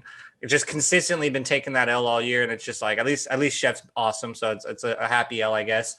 And then I'd probably go Chris Paul after that, maybe 4th. Then I was really on the Chris Paul thing until I really started breaking it down, and I'm like 100%. He's more like a lifetime achievement award. Which kind of, and it's like, don't get me wrong, they definitely need him, and they're not the number 2 seed without him. But like a lot of that was just Monty Williams and that team already growing. You know what I mean? Like D-Book and Bridges and Ayton were, and the other guy I can't think of the name with the Cameron Johnson. Him exactly. They were already progressing and already like hitting this angle. You know what I mean? Like they're already playing really well. Chris Paul kind of came in and put you right too. So it's like. Does what he does. So it's like I'll never everywhere he's gone, the team gets better. So it's not like there is no Chris Paul factor. Substantially. Right. But to it does me, feel like a lifetime achievement. I feel like. But to me, it was already headed in that direction. So I don't know how much I can really give Chris Paul to win MVP. But I mean, I'm not really gonna like knock people for saying they want him like 2, 3, 4 on their ballot at all. I think I'll take Brody off mine and put Giannis because, like I said, he's having arguably better season in both his MVP years. Mm-hmm. Yeah, I love Brody. I think what he's doing is so special. I just can't put anybody on a 10th place team. They're a 10th seed. That's why. I refuse to do it. I just refuse to do it. It was tough to do Steph at 8. And it's like, if you make the top 8, 8 in the West is like sheesh. So one thing I will say about the Nuggets, they're not going to do anything major this year without Murray. Oh, go ahead, Terrence. Well, I'm just saying quickly on that. It's just like before. Like from a historical standpoint, like we're kind of changing shit if we're going to give somebody a 10 seed because the playing game never existed. So it's like if you look years way back, it was probably guys who were balling the fuck out who was on the 10 seed. So it's like technically we are changing shit. So I get that Westbrook's having a special season. So even though that's my guy, he probably shouldn't even get votes. This should go to Giannis, who is still having a crazy year. But go ahead, Zach, whatever you got. I was gonna say, so the Nuggets aren't gonna really do anything too special this year. I don't think without Murray. I don't ever want to say injury is a blessing. It's a blessing in disguise because I think because of it, MPJ has now asserted himself as the three-head in that 3-headed monster. Like going into next year, they have a big 3 now. We can substantially say Jamal Murray, Nikola Jokic, and MPJ are a big 3 in the Western Conference. The awkward thing is Murray's now coming as the 3rd option when he comes back. Shit, yeah. I mean, it might feel like that, like especially depending on what does this playoff run look like. Like, what does MPJ do in the playoffs? That's the secret blessing in disguise to me is that they are like MPJ has really come through and asserted himself. Like, I'm here. You don't need to search for someone else to come in and join these 2. I am the man. I'm trying to be the captain now. Obviously, Jokic is the captain, but I'm fucking here as first mate. Like I'm here, dog. And I think Told that's y'all a that secret boy blessing had for them, game. especially going into next year. Hey, shout out to the Clippers, you fucking idiots. What do we How's do? Jerome Robinson doing? Oh yeah, good lord, Jesus good Christ. lord. Add that to the top of the shitty picks we made. Put that right next to Al Farouk Aminu over Paul George. Wasn't that it? It was Jerome Robinson that year, right? Over Over Yeah, MPJ. sure was. Sure Literally was. like Shea, one, right? 1, 2, 3 picks later was MPJ. Because you got Shea, right? Which shout Oh, out to y'all. nailed it with Shea. But if you think about it, you may not have him, but you may still have Shea. MPJ might be in Oklahoma City at the moment. But you might still have Shea. One of them would still be on the team because you kept Maybe. Jerome. No, we had already. Nobody shipped wanted something. him. Nobody wanted him. We had already shipped. Didn't we already ship him to Washington at that point? No, I he don't was still know. on the team. Jerome got shipped late. Sucks. Fuck He was on a Toronto. run. He stinks. He was on No a- offense, he was on a Jerome. I team don't mean to last say it mean like that, but NBA you just player. weren't good. Fringe NBA player, but not. What you Yeah, that's all I wanted. got though. Yeah, that's it. We're Good moving stuff, boys. on. Yeah, Jake, take a drink of water. That was intense. Good job, dude. That was fucking good stuff. Lot to break down there before the Throw playoffs some on your started. face, dude. Splash some on your Did face. you change his name back? You were Bruce Buffer, god damn it. I know. changed I it thought back you were and Bruce for the whole fucking episode. This guy. I am me. Who do you think you are? I am. Shout out to him. My man retired. Shout out Bruce to Weber, that. right? Is that his name? Bruce Weber? I think that's Bruce Weber. No, Bruce Weber is the basketball coach. He's that guy's name Who is do you something. think you are? I am. To the diamond. Okay. To the diamond. Yeah, I'm gonna start. I think you nailed it. Land of the Rising Sun, man. Shohei Ohtani is an absolute. I don't even know what to compare him to in life. Like, Unicorn. yeah, like a Swiss Army knife doesn't do him justice. He's like the holy shit Swiss Army knife they give like a Navy SEAL. Like top of the line equipment on every tool on the fucking knife. That guy. I'll tell you what he is. He's like the ninth grader and our 10th grader who's just fucking really, really good and has no business being at his school. Like, so he's about to get transferred out to like the really good school, but right now he's playing for like Little Rock and he's just killing everybody in his division. He's that kid. Yeah, 'Cause, like he looks so dominant, dude. Like he went 7 innings yesterday, 10 Ks, 4 hits, 1 run. What are we doing here? And it goes to right field. the last time we had a guy who was trying to do like multiple shit like this in the MLB, which it wasn't even this, it was the guy for the A's, Vendetti or whatever, who threw with both arms. Remember, he had the weird glove, And he blew his shit out. and his stuff was cool, but I don't really feel like he had electric stuff with both arms like that. It was right? more gimmicky. Here's the thing with Ohtani. He's literally elite at everything he does, right?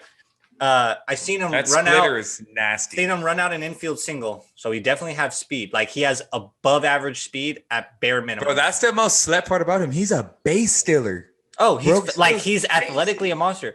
Obviously, the power is like not wall scraper. It's light tower power, as they say. Like this Out guy the stadium. leads the league in home runs, and I bet you they're gonna do the crazy. They always do The the velocity. no, they do the tape. Like if you added all of his home runs together, how many feet? Oh, would yeah. it be? Oh, I got a good Ohtani I, stat guar- too. Yes. I guarantee you, he's near the top, if not the top of that fucking list. He doesn't bat 230. He's not light tower power with nothing but strikeouts. He bats 275, 280, which in today's game might as well be 3 fucking 20 because the league average is what, 220. So there's that. And he has Fielding- the potential to bat higher, bro. Like he has a good eye. Like later on in his career, Fielding-wise- he could easily be 290. Fielding wise, all world fielder. He plays multiple positions and plays them well. You don't really see Ohtani making errors like that. And then pitching wise, velocity, stuff, accuracy is the only thing he needs to work on. And it's not even that bad. He's effectively wild, as they would say, and it's not even that wild. His last It's 2 starts, insane. he wasn't even wild. He was just pinpointing shit. It's Terrence coming. told me about 10 days ago, Shohei Ohtani is the best player in baseball. I don't care. And I laughed and scoffed and said, it's got to be Mike Trout, which I probably still might take Mike Trout. But I'm going to tell you right now, that take is nothing to be laughed at. And that take, people adults, coaches all across this country right now, I guarantee you, are trying to transform their kid into the next Shohei Ohtani, and a lot of them are going to fail miserably. Yeah, a lot of them are going to fail miserably. I'm going to tell you right now, and he is unreal, and it's unlike anything you've ever seen. Every day, it's a new fucking Babe Ruth stat. We talked a little bit like with Westbrook, like let's just respect greatness when we seeing shit. Like this dude is different. Like this dude is absolutely different. Like the stat that they said, like his velocity, like he has no ball has been hit off of him harder than he's hit a ball off somebody. So like, crazy. Like what the fuck? That's I'm the best player here today stat right there. Like I'm crushing cat shit and you can't crush me. Like that's insane, dog. Like what are we doing? What are we on? Like wow. But go ahead. Zack. All day. And all show and leading up to this discussion, I've been prepared to tell you guys Mike Trout's the best player in baseball. Like I've been ready to die on that hill. And the more I thought about it, it hit me. Mike Trout is still the best pure hitter in baseball. 1000%. Like he's the best pure hitter. Nobody is very close though. Nobody you fear with a bat more than Mike Trout. All respect to Ronald Acuna, but he's got to do it for 6 straight years. He's a Mike kid. Trout. I get that. Yeah. Absolutely. Mike Trout's to me, Mike Trout is still the best pure hitter. He is absolutely just astonishing to watch. But Shohei Ohtani is the best baseball player. Like at the end of the day, when we see Kersh hustle down the line and we see Kersh slap a base hit, we always joke and text each other like, Kersh a fucking baseball player. That's a baseball player. Like if we're gonna say that, like no, Shohei Ohtani is really a baseball player. Like he brings it all. They used to laugh at shout out for a great name drop here, Sean Choney Figgins. They used to laugh because he'd bring like 5 gloves. Because he'd bring 5 gloves to the ballpark. You don't know how many positions he's playing that day, where he's playing, all that good stuff. It's like Shohei Ohtani really brings like 3 gloves to the ballpark and like uses them and a couple bats. And the shit you said, like. He's fast. First off, I've seen him hit multiple triples this year. Like home to third, he's not slow. Like dude is really above out there, average. Like 6 foot, whatever, a fucking big ass athlete, dude. Like he's 6'2", just special. 6'3". Dude, he's huge. Like he's really special. He is the best baseball player. Like he's the best baseball player in the game. Joe Madden is the perfect manager for him too. Absolutely. He's quirky and ballsy enough to do the things like we saw last night. 88 pitches, go play right field. Go play right field because I need still you need back, your fucking because I don't think every manager would be comfortable with risking that type of injury. I think many managers would say we got what we needed out of him today. 2 for 3, 6 innings, whatever it was, pitched. Like he's done his job. Get on out of here. We'll take it from here. I don't know if every manager would be okay with Joe Madden looking at him like, oh, you're not done, brother. Let's get it rocking. Yeah, no, we'll give you a day off tomorrow. You came to play baseball today. He always gets a day off after his start. So it's like you came to play baseball today. You're going to play baseball today. I'm not going to shortchange you. You came to the ballpark today. And I'm sure Ohtani on both sides of the ball. And Ohtani's telling him probably hey, when I get done pitching, that doesn't have to. I'm still here. Right. Yeah. And it's special. Like it is. It's I don't like you said. It's truly. He has the ability to be like Steph. To base, like he can truly break the game. Like you said, everyone's going to want to build a Shohei Ohtani. Everyone's going to want to make their best player in college the next Shohei Ohtani. In the minor leagues, they're going to be trying to cipher through these athletes that they draft and that they pick up overseas and all that shit. And they're going to truly try to make people Shohei Ohtani who have this filthy stuff they're going to see a fucking outfielder fucking around and throwing breaking balls. And they're going to be like, oh, let's make you Shohei Ohtani. Like, he has the ability to break baseball like Steph broke basketball with his 3-pointer, and that's how you know you're special. And just like with Steph, it is no one like him. Exactly, and it's going to be really hard to find that man. That's where a lot of people are going to fail. I think that a lot of pitchers can hit, right? Like I feel like we see that you can get a guy who can kind of hang around and keep his bat, but I don't know how many hitters can get on. If he couldn't pitch, he would be an MLB all-star at hitting. All-star, Terrence. All-star. Top 5 at his position. Whichever one you want to fucking put him at. I don't know how many hitters you're going to be able to get. And like you just said, Zach, how many outfielders are going to be out there fucking around, breaking off curveballs during warmups, and you're going to be able to actually make him a pitcher?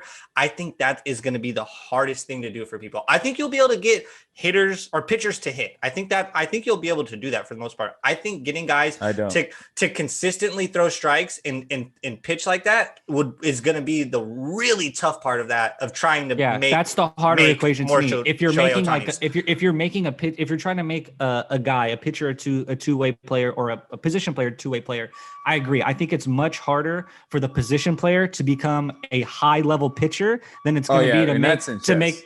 That's what Jake's saying. Than to make the pitcher a high-level hitter. Mhm. I just think no matter what, if he is I don't know, he has to be doing it like Shohei did it from such a young age. From And jump. Yes. like this, from what it sounds like, this was always the plan from him as a child. Like this was just from the jump. We're gonna do it this way. So like unless you're gonna do it that way, because like Brandon McKay is in the minors doing that shit, and then when the Braves brought him up, they didn't have him hit no more because his bat doesn't match his arm. And Yeah. shit, his arm doesn't match anymore. Now he's in the minors. Like, so it's so hard to do that. And that was the first round pick. Like We'll see McKay again. Like that's not the end of him, but What's crazy too? It's so Keep going, hard. Terrence. well, no, it's just so hard. Like Hunter Green is that shit. Like fucking Yeah. Cronenworth was a two-way player. Like, but to actually Yeah. do this stuff at the highest level, they're like, levels to no, this we'll shit. just pick what you're good at. Right. And we always talk about like how much work and preparation like fucking Justin Turner, Corey Seager, Mike Trout, like it is to be a great hitter. And like Shohei Ohtani is that caliber hitter of those guys I just mentioned. You know, Mookie, Seager, Turner, Trout, fucking Rendon. Like he is that caliber hitter. And it takes so much for those guys that I just mentioned who are only hitters, so much focus, preparation, like determination, practice to be that caliber hitter. And in the same breath, he's nearly the caliber pitcher as like Walker Buehler, Jacob DeGrom. Like he's nearly in The that upper stuff, tier of pitchers. the stuff is And there. it's He just like- needs the accuracy. And Right. it's And coming. it's like it takes so much to just strictly be that and to be I that think you just good. And need for to calm him, down. to be at both levels it's like you can't even quantify it with words how insane that really is. I just he's a modern marvel, dude. Like His work ethic has to be psychotic because he's so good I at both. also You know what I think mean? You it's- have to put so much into both. lastly on him, it's like the reason why I think no one will be like him is that like it's just levels to shit. And the reason why guys are who they are is like yeah, you could work as hard as you want, but he's still just special. It's just Yeah. something about him that's special. Absolutely. Guys at the like end- this, they just come but, like, around at once the every end of the 50 day, fucking like, years. what he is just special. Like He's it's rare. just something about him. Like as much work ethic as it is, it's only 24 hours in a day. Like Yeah. how do you get it all in and have a family?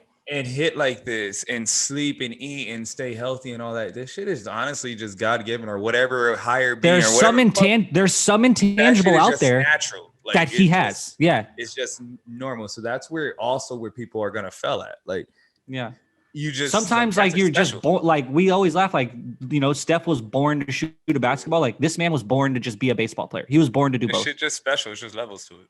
You can't just you can't recreate this. You can't find this and make a guy into this. Sometimes it's just you're born to be that. Like, and it feels like that almost. Absolutely. Shohei Ohtani, your Shohei Ohtani show of record right here. I mean, huge fan. Fan club for sure. Oh, it's- sure. and anybody who got something negative to say about Shohei, Pull up. to any one of our spots, and the other two will be right behind. Getting a fucking elbow to the dome. It's my guy.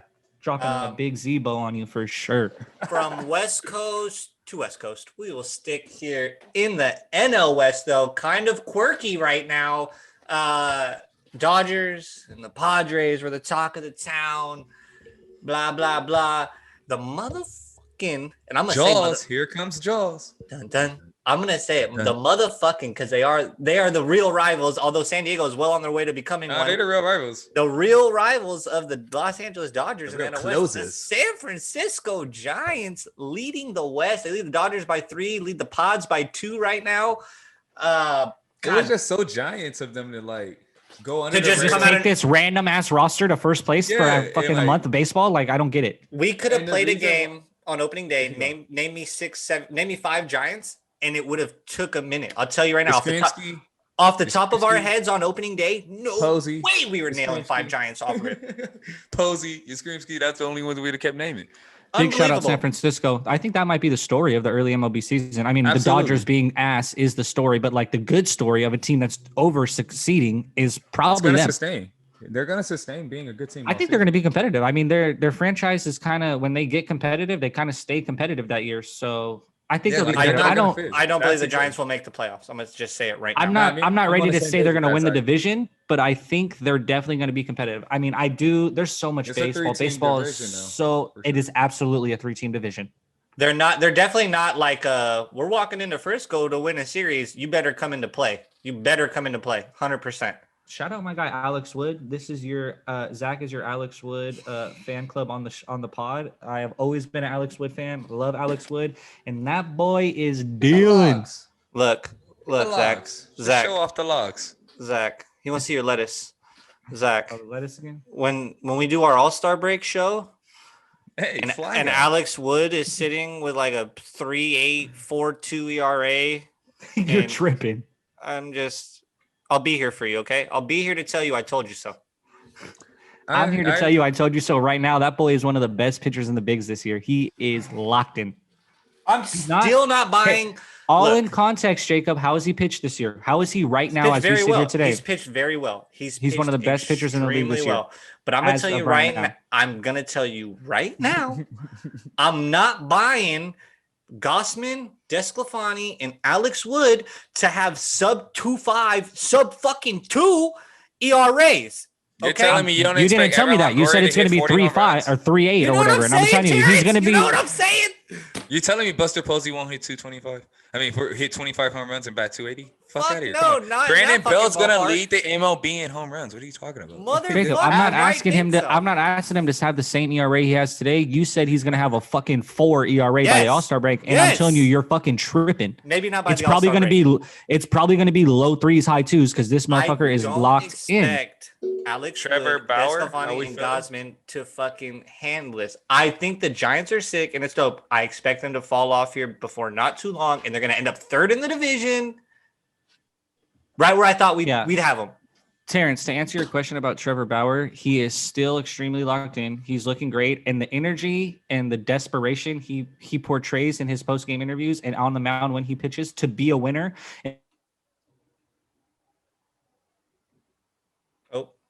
We lost you. Oh, okay. What did you You said to beat a winner. Mm-hmm. Oh. I said, have we all? Am I good? You're good. You cut out at to be a winner, literally right there.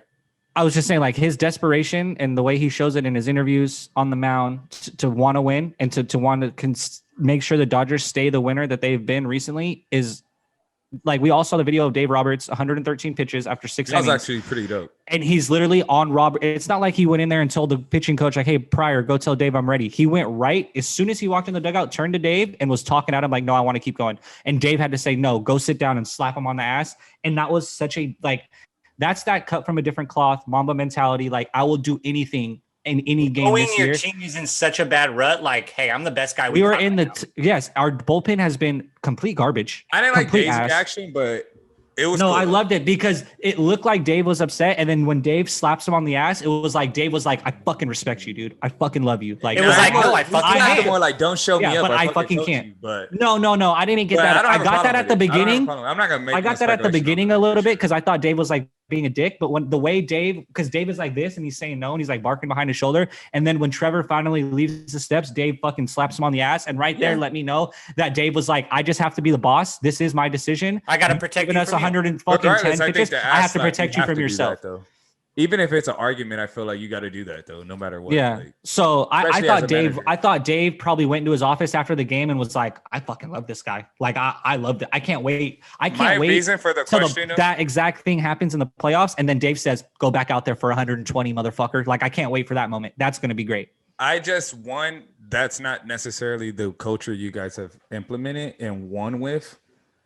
I'm not opposed to what Trevor Bauer is doing, but that's just not necessarily who you guys have established. None of your other pitchers do stuff like that, or that's not necessarily the culture. Hold on, let me finish my point. I get what you're about to say, because I love Walker Buehler. I think Walker Buehler is another guy that would do some shit like that, but he hasn't yet. He's got that fuck you. My reason of asking this is that you guys already established yourself. I love that Trevor Bauer is doing that, but why does he feel the need to speak for the team? You're not that guy yet on the team. Like, I get who you are. I don't know. I just don't like that he necessarily called the team up. Like, I get who you are. I get your establishment, but calm down. One, when it's not that bad in Dodgerland. And two, just, I don't know if you're ready enough. It's too early in the season for him to do that to me. Or for a team who has all that prestige. Clayton Kershaw has 100% done what I saw Trevor Bauer do. 100%. Seen him do it. Seen it actually work. Seen it not work more times than it did work. Baseball on already? I will 100%. Yeah, it was Wednesday. There's day games. Wednesday's day game of the week. Yeah. So I will say, I think that is part of the culture, like for the dominant players on our team to like to show that hunger. And I liked it because it was like, I don't think he was showing out the team. But I it's think Kershaw as well. and Trevor Bauer is Mr. coming Dodger. off. Trevor Bauer is coming off a Cy Young. I think he should feel every right to feel. But like, that's Mr. Dodger. Like, I get who Trevor Bauer is, but you're so wet behind the ears as a Dodger. Like, who A team that's already coming off a anybody- championship. I don't think anybody Yeah, looks at has Trevor all that Bauer percent. as like. I don't know. I'm not trying to. I think I'm not trying to he speculate either. has like max. I think he has like max respect as like a top tier player in this game amongst his players in the club, his teammates in the clubhouse, and I think he's viewed as like a leader due to his like elite level of play. Like I think he is viewed as a leader in that clubhouse, even though it's his first, even though it's only his first year. So I don't know. I think honestly the team loved it. Like I feel like anybody who watched it happen in the dugout, like The dugout moment was cool. Like I said, it could have been like, I don't know how when- I Dave's think reaction Terrence was, is but talking moment about was cool. you're talking about the post game Terrence when he's like, I Oh, can't speak for the also- team, but also, I'm I think- upset. I think- that I type just of don't stuff. think he should do that. I think they also loved it because I think you could have, if you're Trevor Bauer, you have kind of this stigma next to you. And I don't know if his teammates probably see different, but his stigma is kind of like he's this loudmouth on social media, kind of this eccentric character. We've continuously talked like, what would he bring to the culture? And I think you might worry that sometimes that takes away from what Trevor might view as important to the Dodgers. And to the Dodgers, the most How important did that thing help? is winning, and it's showing them like he said, like I came here to fucking win. Like I'm the biggest competitor. You see it with every pitch he pitches, every inning he pitches, and every interview. Zach, the way he started off was like he exuberates that. Like I'm here to compete, I'm here to win, and that is the essence of Dodger culture to me. Like it is all for the good of the team, and it's all for us to win and get farther. And I'll sacrifice whatever I have to. That's kind of the view and the energy I get from it. And I think it's like, if I'm next to him in the locker watching him give that interview and he's pissed the fuck off that we've just lost our 12th out of 15th and he feels the right to say it, I'm next to him like, damn right, because I'm also fucking pissed off. There's just not a microphone in front of my face. I don't think it's toxic energy at all. No. To say that. Like, I don't think he's like being toxic to the culture at all. I just, like I keep iterating the point, I don't think it's Dodger culture, but I don't think his culture is necessarily toxic. I just don't think he is what you guys exuberate. And I don't think him talking isn't necessarily always helping either. Yeah. Well, there's a microphone in front of his face. I'd rather him answer that question that way than to be like reserved. Well, I don't want anybody lying. Always answer how you feel. And I would rather that than to him be like reserved and shut off and be like, next question. I would much rather him give the answer he gave than like that type of shut offness, because I feel like that would resonate amongst the clubhouse the wrong way, and the people would be like, damn, like Trevor's mad at us because we can't get him a run. I don't think they viewed it as that. I think they viewed it as like, damn, Trevor's hella frustrated because we can't win as a club. Yeah, I think it's interesting, Terrence, because you're right. We have never, during this time that the Dodgers have built this culture, they've built this kind of sustained winner. You know, like they've only won one title, but they are like a sustained, in finger quotes, a winner. We've never had a Trevor Bauer. Literally in this entire run, we have not had a guy like Trevor Bauer, like Jacob said, eccentric, not afraid to say anything, not afraid to show anything out there. Only one is Puig, but he didn't talk. He was just eccentric. But honestly, at the end of the day, the wild horse. And at the end of the day, I hated that name, but yes. At the end of the day, Puig wasn't this good. At the end of the day, he's not. He had absolutely. You know what I'm saying? So I think it's interesting that you say that. I also would say this. I don't think it's detrimental. I don't think it's negative. And I don't think it's bad for the Dodger culture. I think it's actually good because this team is having a World Series hangover. You saw it. They came out stupid hot, 13-2 or whatever the fuck it was.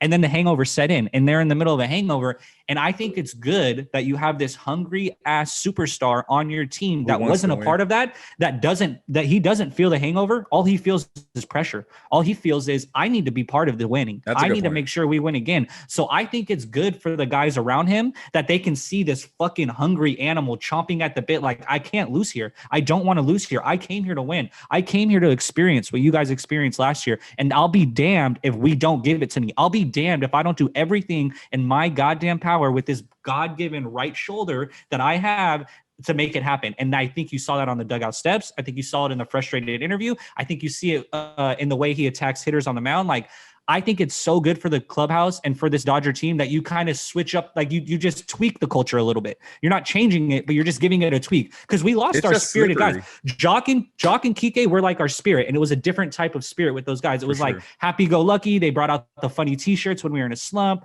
They were called Chase their grandpa or their dad or whatever it was. Like they were a different type of like get us out of a slump. And I think it's okay coming off of a World Series hangover for Trevor Bauer to kind of tweak it a different way because we don't have those guys. We don't have Jock to keep it light. We don't have Kike to keep it light and to bring us out of a funk. We might have to beat our way through this brick wall with red ferocity. light flashing on you. What? Get off the homie. I know. I'm like, I think that's a good point. I agree with all of that. Like I said, I don't think he's necessarily toxic to the coach. So let me just establish it. I don't think he's being toxic to the coach. I just think it's interesting that we're this early in the season and he's saying that.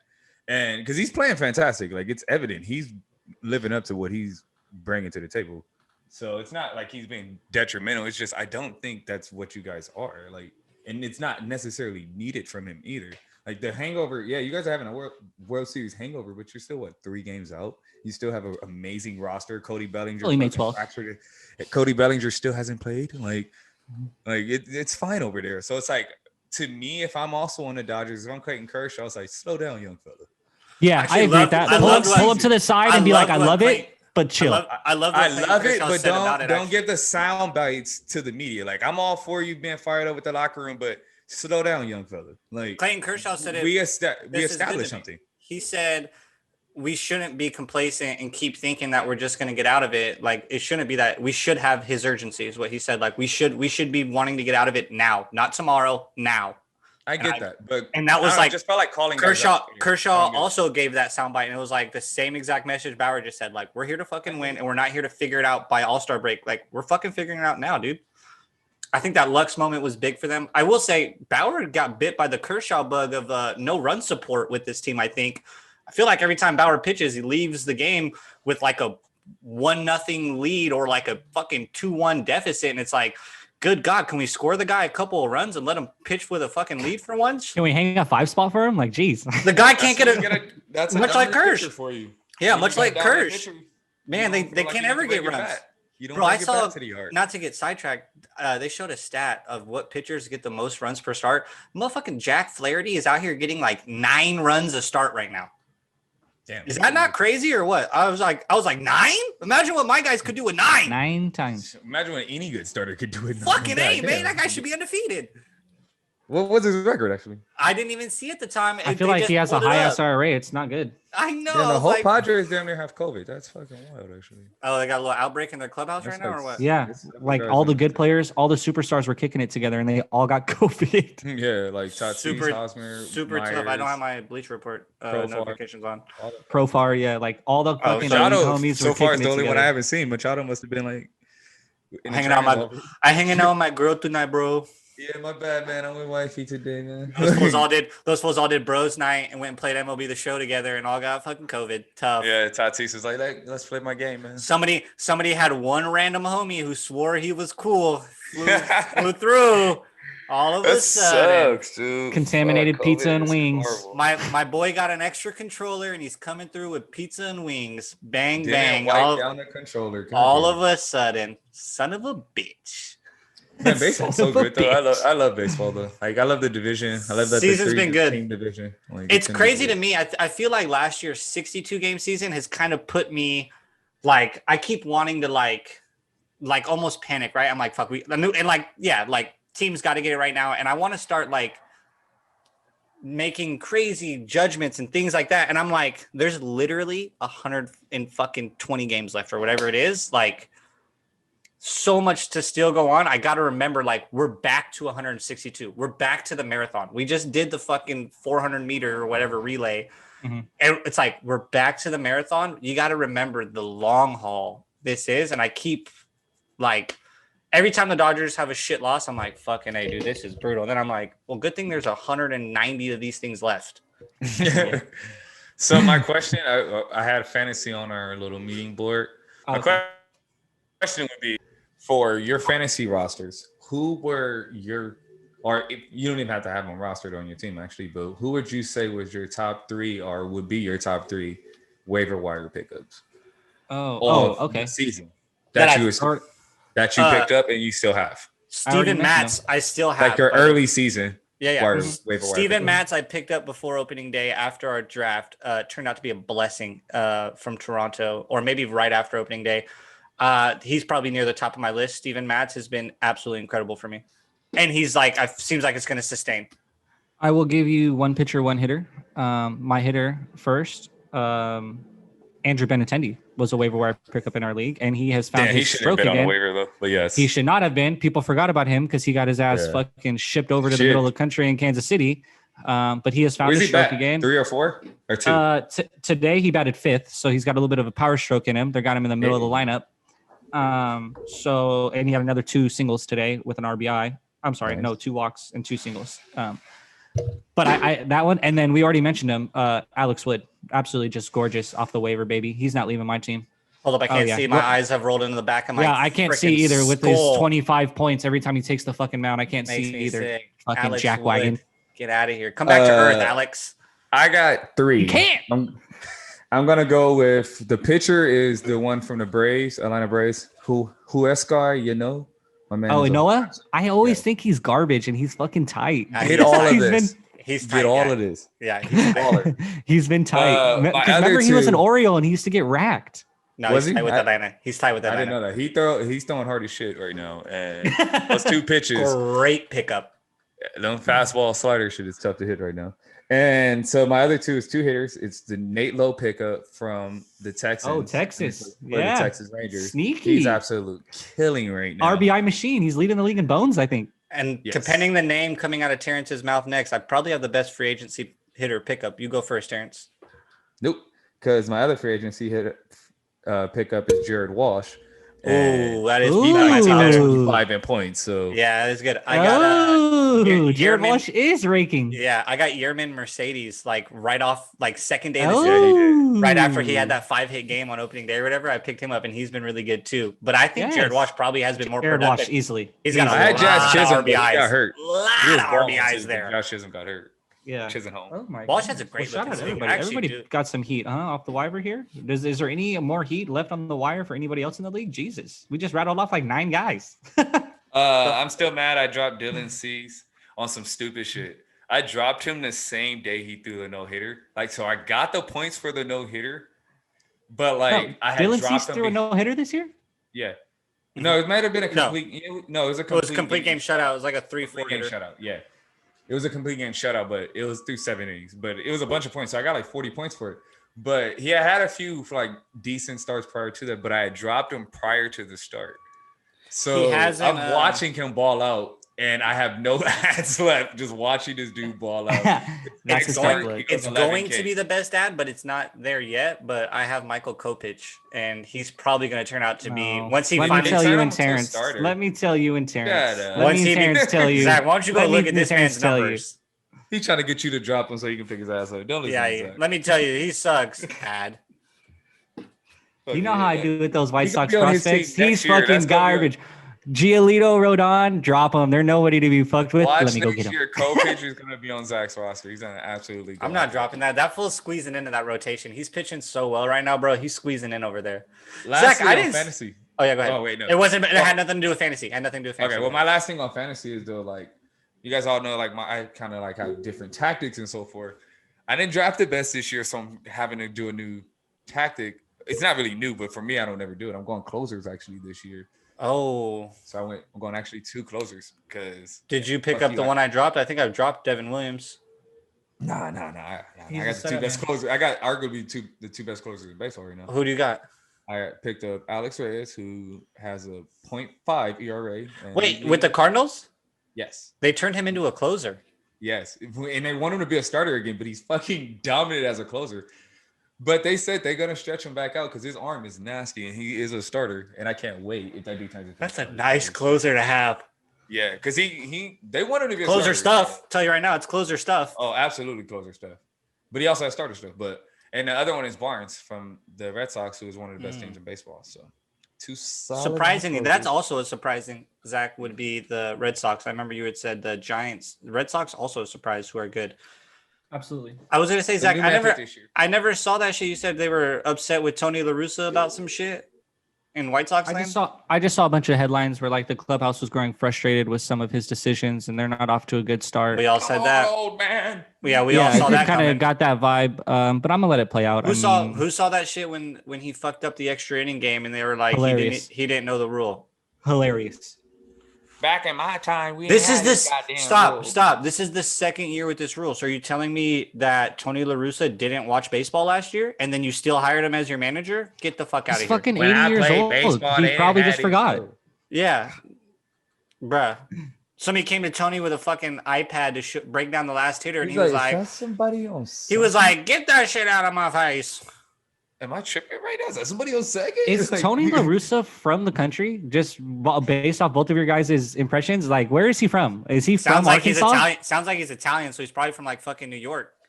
Yeah, well, you guys made it sound like he's from Arkansas, just so we are clear. He's old, and the more Okay, old, so when the I'm more- old, I'm gonna sound like I'm from Mississippi. Absolutely. As you age, your accent becomes extremely southern. Apparently, You want to know where he's from? We're spot on with that. He's from Tampa, Florida. No, Tampa, you Florida. guys were not spot on with Tampa, Florida. That was Yeah, in that Tampa, was- Florida. Son, That was like- Kentucky. yeah, little West Virginia E in there. Hey, you take your ass to Florida.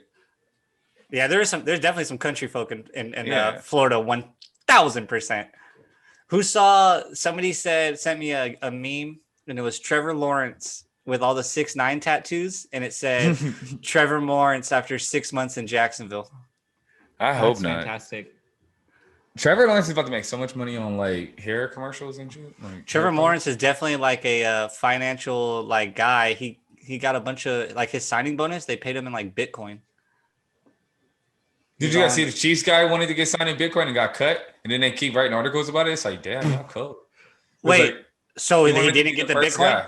No, he wanted to be the first guy next year to convert his salary his full salary 100% to Bitcoin. He's like a special teamer, so it was only like 900,000 or something like that. That's probably some good Bitcoin in there. Yeah, it would have been, and they cut his ass, and then they write a bunch of articles about it. Cut So he's his just sitting ass. home like, cool. Cool. Good looking cheese, GGs, you bitch asses. That's pretty funny. Yeah, that's fucked up. Funny for us, but I guess sad for him. Okay. Anybody got baseball celebrations? We wanted to touch a little bit on seems like the game's getting a little youthful. I've been seeing more and more like dudes popping off, you know. I'm all for it. Like that Gavin Lux 100%. run was just fantastic, and like he's gonna fire the Dodgers up. Like hopefully, Absolutely. but he should. I've been He seeing hit it it on both and said, ends. Fucking go! Like, oh my god, that was fantastic. Pitchers too have been painting a corner and giving a little strutty strut off the mound more and more. You know what I mean? Yeah, and they should. Absolutely. I KO ass up. If I'm throwing 100 and KO ass up, you look, I can call you a bitch on your way out. Like, Yeah. sit your ass down. Like, what? I got Seen thrown a out of a couple little innings. league baseball game because the homie Devo struck me out and Oh, I yelled, do "Sit remember the that. fuck down!" And I looked back at him and told him, "Shut the fuck up!" And they threw me out of the game and not him. I said, "What the fuck?" I said, "He said it first." They're like, "What did he say?" I was like, "He told me to sit the fuck down," and I got thrown out of the game and he got to stay in. It That some was bullshit. hella funny. They was like, well, son, his that stuff shit is happened nice. so quick. The homie's parents were recording the game, and so I went to his house a couple weeks later and watched it on video. Hilarious, absolutely hysterical. Those Sit the tapes are out fuck there up. somewhere. Shut the fuck up. Could Tell him, you shut hear the it on fuck audio? up. Oh yeah, you heard the whole thing. All you see is him like, cause he's too far for the audio, and all you see is him like and gesture to the fucking like fist pump and gesture to the dugout, and you hear me yelling, "Shut the fuck up!" Little And kid, then Exactly, fucking one of the Exactly. coaches, yeah, one of the coaches is umpiring, and he's like gone, like just tosses me from the game right away. I was like, Weak "This is ass, some huh? shit." Yeah, fuck him. No was warning. Weak ass, huh? Does seem like the game is becoming cooler and cooler with like moving in that direction, which I'm super stoked about. I'm super stoked about this next segment, actually. It's the only time I've been thrown out of a baseball game. Yeah, what's up next? The gridiron. Dun, dun, dun, dun, dun. No. I don't have the Fox music in my head right now. Oh boy, that was 25 to the crib. Schedule does get released tonight. Unfortunately, this time I guess we got to lead off real quick with my Jaguars, but this time I feel like it's not good news. It's I definitely didn't not. win. Tim Tebow rumored to Kelsey, be who? signing a 1-year fucking George deal. Kittle. Yeah, I just Gronk. Who? I guess I'll, as the representative of the Jaguars here on this podcast, I guess I'll go first. Why? Because he's the savior. Why? Man. You have to come in Why? and get it done. Swiss Army knife. Why? We were talking about Swiss Army knives with Second time Ohtani. The first time I let the urban bullshit slide and I was like, it's fine. This is the second time now that some bullshit's already happened. We haven't even had a fucking practice yet with Urban Meyer. And it's really starting to worry me now. The first time was with the stupid ass coach from Iowa, that racist ass dude. And it was like, why him? You couldn't have found another guy with no baggage? Why? He's hired Tommy. But I let it go and I was like, whatever, bro. Maybe whatever. Oh, whatever. Now 31-year-old, 10 years removed from football, Tim Tebow coming out of fucking minor league baseball to play not quarterback, tight end for the Jacksonville Jaguars.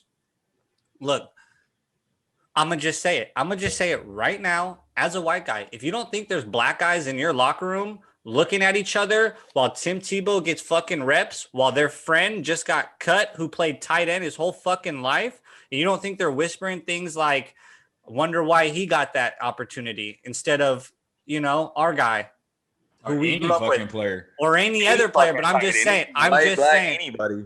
The whole race element comes in when you start thinking about the Kaepernick and Marquette King situation. Exactly. You got a punter who was an all-star punter. Well, Pro Bowl, not all-star. Pro Bowl punter. Pro Bowl. Gets sent out because Gruden thinks he's too flashy. He goes to another team. They change the way he's kicking. He pulls his fucking hamstring and they kick him out the league. So it's like bullshit there. And then you got Cap, who you may not think who he is, but he fucking was at least a backup quarterback. So over under 6.5 weeks before he retires. I don't even know if he's actually officially signed him yet. Over under. What if he's actually good though? Like what if if he's actually good, then it doesn't matter. Then at the end of the day, it doesn't matter. He helps you win. But I'm gonna tell you right now, he's not gonna be good enough for it to really mean something. And here's the thing: if you're like the clip of him running out and Sanchez throwing, you seen that? Bro, when Sanchez throws on the wall, he don't even turn his head. Oh my god, turned his head and got hit in the fucking head. If you're good, like established franchise, you win, you're already something. The story basically would get washed away, and it wouldn't really mean anything. It'd get washed away with you winning and whatever. Dude, you're the fucking Jacksonville Jaguars. You're finally cool, right? Like you finally are somebody to talk about. The schedule gets released tonight. I'm almost willing to bet a lot of money you're going to nag at least one Monday night football game. I don't know if you'll get Sunday night or whatever. We got week 2. You're probably going to get a real early Thursday night game because who knows, by the end of the year, Green Bay. It could be relevant. You guys are going to get a Sunday night game, Jake. Your quarterback is the most hyped guy since Andrew Luck. You're going to get a Sunday night game. A couple of games. Cool. Why are you bringing in my eyes, we hired Urban Meyer, or they hired Urban Meyer to be like, to make it, you've been the laughing fucking shit stain of the league for a minute, right? The laughing stock. And like, you brought this in to try to like shit stain. You're becoming like, you got the cool, like the solidified quarterback. You're trying to like solidify yourself as a legit franchise. Like my life. And you do this. That doesn't make sense. This brings you back down a level. You're trying to get up into the club with cool franchises. And that's just like, you pulled up with the virgin Tim Tebow behind you and the bouncer looked at you and said, nah, absolutely not. He's good. Good for what? You gotta just Trevor Lawrence catches a touchdown pass. No, I just said this. I can't wait for the fucking trick play where Tebow throws it and it's a goddamn duck. Or Trevor gets lit the fuck up and everybody hates Urban. I'm just like, you don't need it. It's so unnecessary to me for what the Jaguars are trying to do. Like, why? Urban's just throwing his boy a bone. He's going to retire. He's going to retire from 4 weeks. He's going to retire in 4 weeks into the season, say his goodbye to sports, and become a TV analyst. And this is his progression out. That's all it is. I think he gets cut in training camp, but if he makes it out, that's be interesting. But it's fucked up for sure for a lot of aspects. Just like, it doesn't make sense to me, dude. It just doesn't. I don't get it. So there. The Jags will drag. Thank you. Well said. Honestly, well said. But okay, everybody was talking about it. We had to get the Tebow piece off. Whatever. Today though, we thought of playing like a little quarterback game because it's kind of the off season, and we've been looking at same faces, new places type shit and whatnot. So I'm gonna ask. There's 2 groups here we're gonna do. We'll just start with group 1. 4 quarterbacks here. Pick one.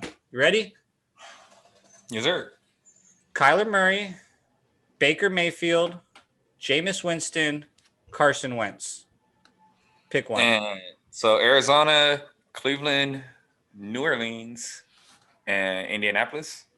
That's where they all are. That's crazy. Jameis could lose his job technically to Taysom Hill, but Sean I don't Payton, see that happen.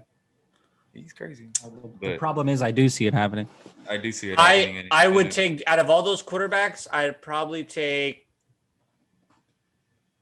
Oof, that's actually tough. I don't know if I'm ready to go. I actually almost just said Carson two different Wentz. names. I want to say Absolutely Baker not. Mayfield. That was the one name I knew I wasn't going to say, actually. That's the one name. Oh, no. I was He like, said I almost No. said two different names. I'm not ready to go.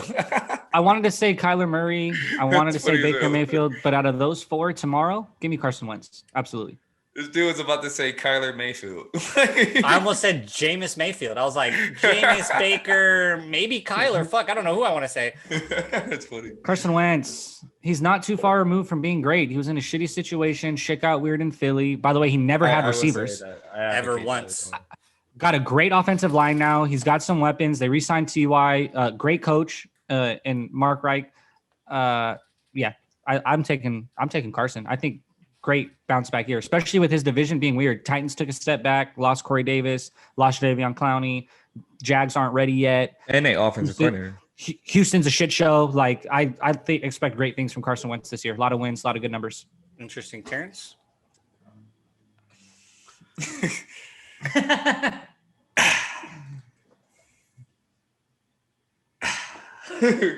Are Not we James. saying what It's not team, Jameis. like the quarterback with said scenario, or just which quarterback I think I'd like? Period. On my Which like. quarter on, you pick? Damn it, which quarterback you pick? on your team? Like which Yeah, Because okay, some of these that's what I guys' thought. situations That's are what I thought. better.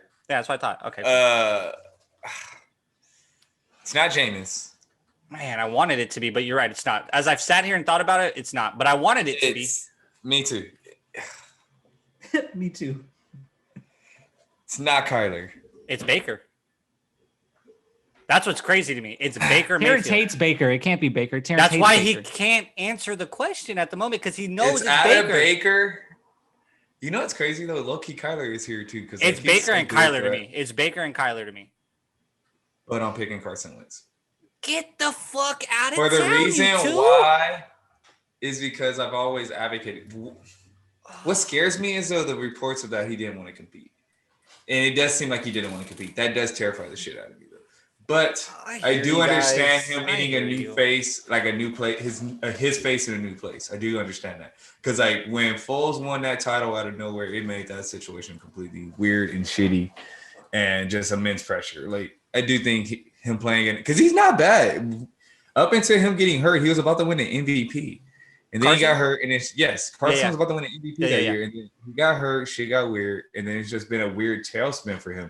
So I do think him going to a new place with his old OC, like old quarterback coach or OC or whatever it was, he's gonna play well.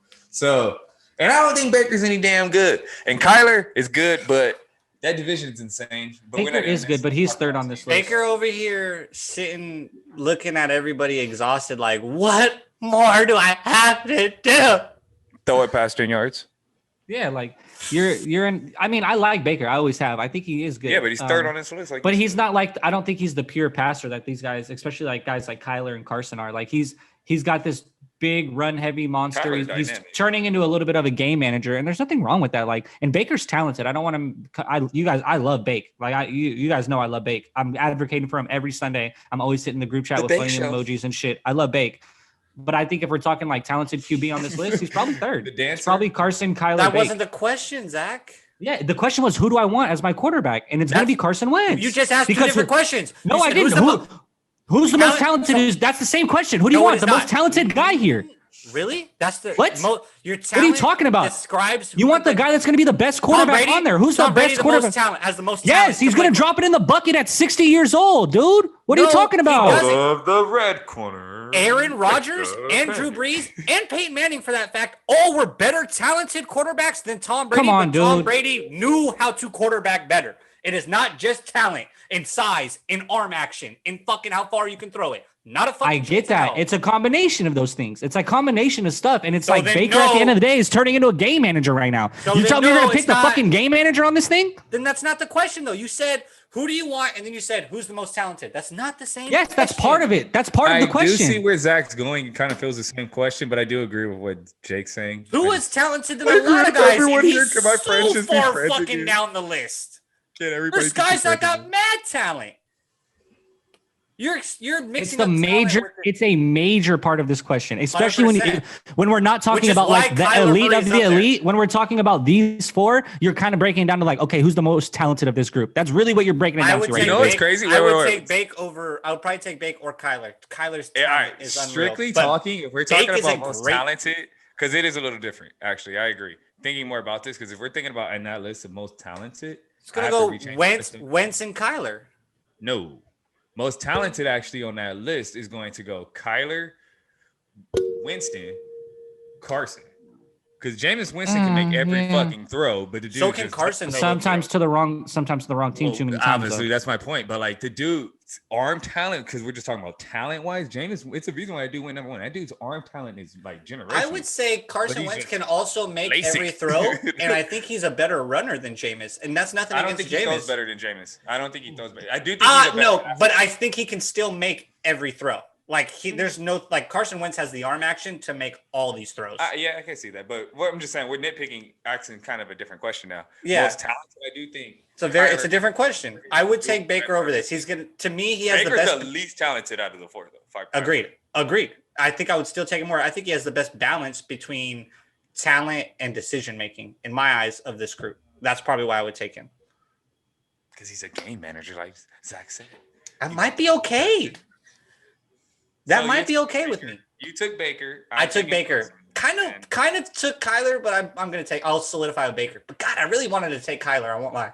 Yeah, So you since should we have. did ask two That questions, running factor. That we're running taking- factor. Those are who we're taking in the original question, but the most talented we're Kyler assuming- Murray, for me. Zach, most talented is Carson. Of this group, Yeah. pure talent, probably Kyler Murray, possibly Carson Wentz though. I would have to go as well, Kyler Murray, just because they're dual threat. He I throws mean, the ball he's- so much better than I anticipated. They did He really can good throw too. It's just A beautiful he's just a little- ball. he's No just- Oh, yeah, he ducks. can really throw the fucking football. He's crazy. But No ducks. when he drops back out of pocket, it's kind of tough. Okay, so one more. This is like I feel like that was like Upperish this, tier. this was a tier, and then these quarterbacks are like a tier below, and a lot At of and least. kind of and like newer to the league. You know what I mean? A lot newer to the league. Mhm. Although I guess they were in the same class as Baker, I think a couple of them. Anyways, but you know what I mean? It's a little bit less, but same question. Pick one, and I got 4 for you. Danny Dimes, Sam Darnold, Jalen Hurts, and Tua. I'm not even going for the last name. Bite me. Tagovailoa. Thank you, I was about to Zachary. hate it. Thank you, So boys. we got the New York Giants and we got the Carolina Panthers with Sam Darnold. Jalen Hurts is a Philadelphia Eagle, and then Tua obviously is in Miami with the Dolphins. I would take probably Sam Darnold in this group. Not even probably. Actually, I'm 100% confident in picking Sam Darnold in this group. Much for what Zach just said in the I'm last pretty group. pissed at. I want that You picked Sam talent. Darnold. I think I he thought I was has gonna be that alone. talent. No, I feel like me and you both always advocate for Sam Darnold. I think me and you are both in Sam that. put the camp. ball the fuck out of I kind Carolina. of think so, dude. I kind of think so. Zach, He's I'm, about to kill. I'm kind of curious on who Zach is because I knew he wouldn't take Darnold. I knew for a fact he's not a No. Darnold guy. When the Panthers suck this year, I can't wait. Like I'm gonna laugh so hard. I'm gonna literally They like be might. in tears. They Hold on, might, hold on, hold but on. Before Sam you might have answer- a good year. Let me just channel my inner Zach and just rip Yes. out what he's about to say. It's Danny Dimes. Absolutely. Oh, I thought, Absolutely, I it's Danny Dimes. Go Jalen. It's Danny. Oh, fuck no, I'm not Dimes. I going had to think about it. Jalen. It's Danny Dimes. Jalen ain't I proven thought for nothing a yet. second He Jalen, had but it's spurts, like, but he was nah. losing those games and making mistakes. I mean, not that Homie that gives said- Danny Dimes any credit. I've seen him do it Fuck plenty. no. I see Danny Dimes fall over his own feet. I can't take that. Yeah, a couple Hey, of come on, times now. bro is at mock speed, dude. Like, relax. Mock speed Fox. goes slower than anybody else in the field. Bro was at mock speed and really Danny- thought he was about to score his longest rushing touchdown since he was in Pee Wee. Like, All It's Danny like heard you was think like, fucking Prius fell over. over 90. It's like when a Prius gets over 90, it starts shaking and Shaking. It's Yeah. like, we don't go this fast, dog. He's all fucking goofy, and he let the fucking heavy ass helmet on his head get over the front of his foot, and it was wraps, dude. Gonna go eat face mask, gonna eat some dirt. Here's my thing on Danny, Zach. I think he's had probably the best weapons of probably anybody on this list, and dude they added still Kenny. sucks. Facts. Yeah, Saquon's yeah. no bum. Yeah, I mean- you got me. You got me. Yeah, That's he's got some weapons. That's he's got that- some weapons. I mean, Slayton, at least compared Shepard. to this, compared to the yeah, rest Sam of this had list, nobody. Sam had Robbie Anderson. That's it. Like and one, literally Jamison one weapon. Crowder for 1 year. Jalen, we already know the Eagles are a fucking Their tight mess. ends allergic to Tua's got catching Parker, but like footballs. nothing really solidified there. Hernandez, whatever his name was, he was. Yeah, Danny's had some good targets. I still think I still might be holding on to. I remember telling you guys like this Duke dude can throw it. Like I remember telling you guys I love the dude at Let Duke. go And of you- that. Don't die. And on you that guys were hill. like, Duke produces point guards and lawyers or something like that. Fucking And I was like, nah, but he basketball could schools. sling it. Like, so I might still have too much Danny Duke Dimes is love known there. for We all know hoops I and hate congressmen. Sam Darnold. I think he's the most overrated prospect in so long. It's fucking absurd that we still talk about Sam Darnold in my eyes the way we do. Out of your mind. I know think we it's talk also about it all the time. situation that makes him good too. I think. Yeah, I will in Sam's defense. The Jets are fucking pathetic. I Terrence still think Terrence literally Danny was high might as have shit. something there. I on still think coke, Danny not even on might weed, have. on coke. I still think Danny Dimes might have something there. Given the situation in that division, The outside of odds. the Cowboys, That's how I feel. I mean, Danny Dimes can really make a run for second place wild card, in that division. Because outside of the Cowboys, it's a division, so crapshoot between the next three. Those eyes, Terrence, is how I felt. with and I think Zach. he's possibly amongst the most talented of the group. The with Eagles Zach- might win 2 games. What about Sam Darnold's talent? Like, does not get you for a guy that's harping on talent. Darnold, He makes like 3 highlight throws a year, and people are like, "Yep, the talent's still there. Yeah, it's there. And Yeah, I'm like, you know no, why? it's Because not." those I wish- receivers I only wish got I open could see 3 times one. out of all year. I wish I could. First off, Terrence, 2 of them they weren't even open. He threw them open. Like, Yeah. I wish I got 3 Dude, Danny so Dimes me- highlights a year. I heard. I Other think than it him was, He's falling not- on he his doesn't have to fucking thumb to face. me no more. Like, it was either Bucky Brooks. I believe it was Bucky Brooks on Colin Cowherd, and they brought up Sam Darnold because Cowherd still has a hard on for Sam Darnold, as you guys do, and a lot of people still do. And Bucky Brooks said it really well, and I'm paraphrasing roughly. And he said it along the lines of, "Yes, terrible situation, no weapons. he still sucks. He goes, but at some point, I still need to see something." And Bucky Brooks, former NFL scout, former NFL player, was like, "I don't know if I've really seen it. I don't know if I've really seen what we have expected to see at some point." And that's what I feel about Sam Darnold. Like, yeah, it's I been feel it's that. been a rough go That's a for good him. point, though. I agree with But Bucky. I like Bucky still a lot, kind too. of need to see that glimpse, and I don't know if I've really seen that glimpse, right. and that's why No. I'm still so hard on him. No, okay. Now, what I'm going to ask you is, given that about Sam Darnold, with better weapons, what glimpse has Danny Dimes showed you to make you believe that you would rather? I think there's been stretches because he's had better weapons where you've seen Danny Dimes like there might be something there. Like there could be. Here's something the thing, there. Zach. I'm gonna tell you right now, as a guy who drafts somehow ends up with a fucking I don't know. Mute yourself. As a guy who Yeah, they want to always scream on mic. who always ends up with a fucking Giants receiver or 2 on his fantasy team. I'm gonna tell you right now, I don't know what fucking spurts you're talking about because none of those fools are catching any balls. I don't know. I don't know what you're fucking talking about, dude. I don't know what. The Giants don't were pretty know. competitive too at one point last year, like especially down the stretch. They had showed Zach, improvement as a team. Do we not remember the NFC least? The reason the Giants were competitive because the whole division Process was of like elimination. 4 games under 500. So you thought they were competitive, but that's just because they played the rest of the NFC East all year. I'm gonna tell you right now, dude. I don't know if I can That's get fair. behind Danny Dimes because at least I can't get behind Danny Dimes while also saying Sam Darnold like super sucks. Like I don't like their coach. I don't like Judge. I don't. Joe Judge, yeah, I'm indifferent about him. I don't really know if He's he's on if that he's going to be bullshit great. military culture shit. Like, not in today's game. He kind of gives me that vibe a little bit too. We'll see how it pans Well, out that's this what year. all the reports Danny are. Dimes He'd on be a short that, leash 2 with me days though, a Jake. day. I don't want to be too in on Danny Dimes. He is on a short I mean, leash. hey, but no, of these four, that's your guy. I would say. I was like, That's that your guy. list wasn't too deep for you, Zach. I feel you. Like that list Yeah. wasn't too deep. For But you. of those four, I like see I'll the take Danny Danny. Dimes I'll take stats. my odds with Dookie over there. I see Dookie that might be Danny Dimes Dookie. tattoo. You know what I mean? Yeah. But fuck He it. wore that hat, but it was really blue. Dude, for what's the up New with York you and Giants. ACC quarterbacks? So, what's up with you liking bad ACC quarterbacks? Who's the other one he likes? Mitch. Oh, What do you mean? Mitch was pathetic. What's up with that, man? What's up with you not realizing those are basketball schools? Zach's a big. Yeah. Zach's still in a basketball conference, by the way. He's now Yeah. he's now in the Big 12, even though it's a football school. Ohio TCU. State. He's at TCU now because he Oh, got okay. Andy Dalton. That's a stepping stone. Red Rifle is just a stepping stone. I hope you guys don't ruin him. Red 'cause Rifle. I like him. Red Rifle gonna come in and take all the licks think- from Aaron Donald. Have you seen QB1 on Netflix, Zach? No. He's I on still it, haven't. so you should go watch your quarterback. Go watch your quarterback. Just to transition a little bit into that Bears pick, I remember Fuck him. telling you guys I wasn't Fuck the stoked about the Bears. draft. I said all I want is to put a quarterback in that room with those two veterans. I said they're To not give great hope. veterans, but I think they're good veterans to learn from. They have experienced success. Both of them has experienced a decent amount of success, especially Nick Foles, obviously. And those are two dudes that I think are really good that you could get Andy behind early in your Dalton's career. never won a playoff That don't game. have too much store. That but like, dude, he was a solid. Like he was winning 10 games for the Bengals. Like he was solid. Just to get bounced. Here we go, Zach. Which is fine. Zach, I got your comeback. Neither did Matt Stafford. I'm like, right, and we're gonna adore Matt Stafford. Like, don't even get me. Thank you, Jake. Like, fuck. And so I think it's tough. That was such a straight It's- bullet, Terrence. I'm so sorry. I'm so sorry. Why are we bullying you right now? Like I was It's crying. so. I think it's tough when you do like Rodgers to Favre, Jordan Love to Rodgers, and you have this superstar that you want the guy to learn behind. I think that's tough, and these quarterbacks get weird and sensitive about it. Like, oh, for sure. ushering, whereas like Red Rifle and Nick Foles, like they know their place in this league. They know they're fringe starters. They, so it's like I think that's kind of, those are good veterans to kind of give Justin Fields to kind of teach him how to be a pro and to do that whole thing. So I mean, we took a much better quarterback than I expected to put in that room, but yeah, we took one and put him in that room. I'm having flashes of seeing this damn non-spiral coming out of Golf's hands now. Like, Justin's going to be ready by Thanksgiving to serve you guys up on Thanksgiving again. So just Goff know that. that's a good question. How many Gap weeks has the do most. we give? Oh, till we get to see Justin Fields? I think it all depends on how successful Red Rifle can be because there's still weapons yeah, on I his know. team and it's not a bad team.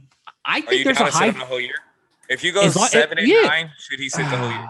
Is it like a late 7 and 9? Are we in the run? 7 and 10. Okay. How about that? I mean, If I'm in the run for the wild card and I drop the last couple games, then maybe. 5 but and if, like, 6 I start- going late, you're 5 and 6 into 5 week and 11. 6 headed into week Going in, 11, like, 12, or 12, headed into week 12, 11. 13, depending on the bye. Yeah, 5 and 6 makes me feel like I get to get 17 Justin in there at games the end this of the year. year. Because he But might if I'm give you that like- spark. No, 5 I mean, and not 6, even I'm that. probably I- still rocking Andy, depending on Other way, 6 and 5. I'm on Let's maybe- go that way. I think that's a better scenario. 6 and 6 5. and 5, I'm definitely staying with Andy. Like if I have a winning record, I'm gonna let Andy keep going. As long as he's the reason. And we're gonna you're play winning, too. Bears, and we're gonna play Bears football. What if We're he's gonna not? play crazy It's defense. similar to like Mitch shit. Yeah, if it's similar to Mitch shit, like we can't go through that again. And I don't think the media will allow it. There'll be so much pressure if we're going through bad quarterback play again to Not get him in necessarily there. like Mitch, but like you guys are barely winning games. Like Mitch couldn't throw, but like let's just say Holmes I'm- is if just it's making barely if it's amount of Bears plays. football, if it's still Bears Yes, football where we're exactly. hanging on by our defense, we're making special teams plays, we're winning because Khalil Mack gets a strip sack at the end of the game and sets us up on the 20. Like if we're still hanging on to a 500 record, about a halfway through the season because of that, yeah, we're gonna have to transition. We're gonna have like to. he looks But- like Teddy Bridgewater basically. Like, yeah, he but looks but that. like if we're putting up solid points, the offense is looking fairly innovative, and the team's looking okay. I'm not opposed to letting him sit there in that room and just sponge it up for the whole year. If we're about to be a wild card team, we're gonna go in there and try to do the thing again. Like let Red Rifle get his last go. That's so let ideal him if that happens. let him build his stock so he can make that next jump to another fringe contender, next year, like a Broncos or whatever it is, and then he can go. A decent trade piece for you. or I something. think Nagy's He could go praying set that up his happens. final aspect of his career while also ushering in our next piece. That's ideal. I hope so. I think, But yeah, and I mean, I think that would be ideal. Highly ideal. absolutely, You could sit him for- absolutely. Dalton takes us to the wild card, or if A-Rod leaves the division, wins us the division off 10, 11 wins, we go lose in the first round, or maybe win a game and then lose. Like that's ideal because you're still going to usher in Justin probably the next year or the year after that. But there will be immense pressure if we're 3 and something, 4 and something, 5 and 6. If we're like that, Justin's going to see the field. I just, the way the NFL is played today, I don't see how he doesn't. Jake, you got anything on that? Because I got another question. No, I kind of agreed with what Zach said. That's probably like your best case scenario for the Bears. Okay, well then my question is here: how disappointed are you, Jake, if Trevor Lawrence isn't your Week 1 starter? Oh, I don't think there's any question that he is, though. I don't know how he Yeah. would. That's my If question. if, if he I not- guess if he's not, I wouldn't be disappointed. I would be frightened that he actually sucks. Worried. Yeah. Right. I'd be- Frightened and So worried. you're disappointed, frightened. Okay. Like if Yeah, Minshew- not. I feel like I think that's I feel so like crazy to even disappointed would be fathom. like if he is my week 1 starter and by week 4 he's like clearly bad. That would be disappointment. If he doesn't even become my week 1 starter, I'm literally just like petrified that's like he turned out to be ass garbage. Like, in camp. and it was I, like, and it was I like, guess how I did? phrased it wrong. And then I would be like, and then I guess I'd be like, how did we? I would think Fuck it's this our up. fault. I'd be like, how the fuck do we develop him so bad? You know what I mean? Like, Mhm. how the hell was that so egregious? My question. Oh, sorry, Jake. Keep going. No, that's it. Like that would suck. Like that, I would be like literally like if it's like we're going into like the first, second preseason game and they're talking like Trevor Lawrence doesn't sound like it's still a QB battle and they don't know. I'm gonna be like, what the fuck? Yeah. Harder to My George, question man. for my question for Terrence is Imagine it's really some shit like that just Minshew's just insane, dude. Like, dude just balling. I mean, shit. If it ends Uncle up Rico. with if it ends up with Uncle Rico fucking coming out and winning me 10, 11 games, then motherfucker, I don't care. Like. That'd be insane, dude. Like, it's not Yeah. even that Trevor's not even good. It's just that this guy's the shit, and why didn't we just believe in him? How That'd be- disappointed are you if Jared Goff stinks the joint up? Which I do not think will happen, by the way. I'm not trying to say it like I think that. No, I think agree. it's I actually difficult. think Goff will play really But well. if we're I think- playing, worst case scenario game, you know. Yeah, let's talk about that since we talked to every team. Quickly on my Lions, I think the way we drafted kind of showed that we believe in Goff and that we're not scared to like ride with him. We drafted O-line. It didn't really necessarily attack the receiver. So it's like, we believe in you. Clearly the GM brought you over from a situation he already knew you familiar with. So I don't think Goff's going to flame out. I think if he just has to play well because it's clear we didn't give you no weapons. So we can't knock you for not fucking throwing for 5,000 yards, but you also can't go out there and throw for stink the 2,200. joint up. Right. Yeah, and stink the shit up. Like, we're going to be a run heavy team, but you still got to make throws, make plays to where we have faith in you. He's in a prove it deal. Like, he knows it. You got 2 years, brother. I'd like to knocking. ask you, what do you think is best case and like worst case scenario for your team this year? Best case is Which is like in Realistically, within reason. too. Within Yeah, reason. Best case Super is Bowl, 8-8. obviously. Okay. 8-8 would be best case. 8-8, 9-7, some Oh, shit. or no, it'd be 9-8 or 8-9 because it's 17 games this year. Remember? Yeah, but aren't you only playing 16 games? No, it's it's always 17. been 17 weeks. So now you'll have Yeah, 18 18 weeks. Oh, weeks. okay. It's 18 Okay. weeks now. They added again. Remember? Whatever, in a new math, whatever the hell the new math is. In old school, we'll be ideally 9-6. I mean 9-7. So 9-8. I hate saying that. 9-7 Yeah. is how it's. Because that sounds stupid. Because I don't even know how that's gonna look with other teams. Well, So that's what it's gonna 9-7, be. I guess. Well, I guess 10-8 could be fucking what we are as well. So No, you'd be 10 and and 7. 7. 10 and 7. 10 and 7. 17 10 and games. 7. My bad. Yeah, 10-7. So we could be 10-7 as well. So that could be the new 9-7. So I don't know. Yeah. Whatever that new 9-7 is what I think is our It's 9 best 9 and case 8. scenario. It's gonna be 9-8. Whatever. But what I think that's our best case scenario. If that's like a maybe fringe wild card, I don't think so. Yeah, you'll be on the But cusp. I think In the hunt. I think our defense is going to surprise people and be a lot better than people expect. And I think if that run game is established and Goff can just make smart throws, it could be 9-7. I don't see that. That's best case. Realistically, where I see this team winning 6 games. And then if he plays well, the team could be good in 2 years. Goff stinks it up. Worst case scenario, you think you could like end up like number 1 pick type area or no? No, I don't think it would be that bad. I do I think we could be a top 3 I think pick. worst case scenario for you is like 4 wins, which would be like somewhere between like 3 and 7 probably in the draft. That's what I think is our worst case scenario. I kind of But am think on the same page we'll with be you. like I kind 9. of I see them as like a 5 to 8 win team. I don't know if they'll be above 500, but I actually do like Goff, so I'd like to be wrong about that. I'd like for them to be because I actually I'm a Goff. I'm more we of a Goff, beefed up our O line. We said, hey, throw some guys think- open. And we picked up Jamal Williams, which is a really interesting back to go with DeAndre Swift. So I'm just saying, we run the ball well and let Goff just. I'm gonna tell you. And so forth. Yeah. We're playing a tough division, so it's tough. Well, this leads into my question that I want to ask is if we assume Aaron Rodgers still leaves the division, I think every projection for that team, for the other 3 teams, go up 2 games. Like you Oh, got to Rodgers think every. leaves? Oh, absolutely. If Rodgers leaves the division, you got to think if you think the Lions are a Love. 5-8 win team, they're like a 7-9 win team, in my opinion. If you think the Bears are a Absolutely. 6-7 to 11 win team, then they're like a 8-12 win team. Like you got to the Vikings. If you think they're going to win 8, 9, 10 games, you got to think they're probably going to win 10, 11, 12 games. Like I tell you this you right gotta- now. As much as I hate your team, if Rodgers leaves, you're gonna win that division. I think have so. no I think it's preference. between us, and I still think the Vikings are a little slept on. They were so bad last year. They They beat can't be this themselves. bad. Right. They can't be that bad this year because they still have some talent on that roster. But I think every team feels a sense of we can definitely win. Even you guys, every team feels a sense of we can win this division if Rodgers ends up leaving the division. Of course. And it's like it feels like he's really going to leave the division. I mean, we got the Bleacher Report that they offered him the hefty contract last weekend, and nothing has been said since. Sounds like he wiped his ass and threw it down the toilet. Like I don't know. That's the vibe I get. Like I don't get why they won't fire cats. Like I know you should be calling for people's job. I am the job, damn it. Like this yeah, is I am the captain. Your job is to keep me happy, and I'm not happy. So yeah. goodbye. Like at the end of the day, like this game is we make money off this game of football. Not you in the front office. Like I'm the one making these plays on the field. Like man, I don't like seeing cats get fired, but it is what it is. Coaches get fired, GMs get fired. The game is the game, homie. You know what I'm saying? Or trade me, so you can watch me go live it up somewhere else. Man, they got to take like almost 40 M's to the fucking dome if they Shout trade out to him. Brady though. This is why Brady did. This is all the Tom Brady effect. Grass Oh, is greener sometimes on the other side. They was like, Dudes, ooh, you elite can pick and choose quarterbacks your are situation. watching. Elite quarterbacks at the end of their road are watching Brady do this. Like, well, I want to do that. Low-key the Braun effect, and then Braun affected Brady, and then it's like now look at cats just want to move around. It's lit. It's lit. Athletes are empowering themselves, pick their situations. Stafford, shout out to my guy. I hope he wins. But at the same time, if the Rams suck, whoa, we get that pick. So if golf sucks, whoa, we sitting looking good. Or even if not so, this is the scenario I'm looking at, and I hope this doesn't happen because Stafford's my boy.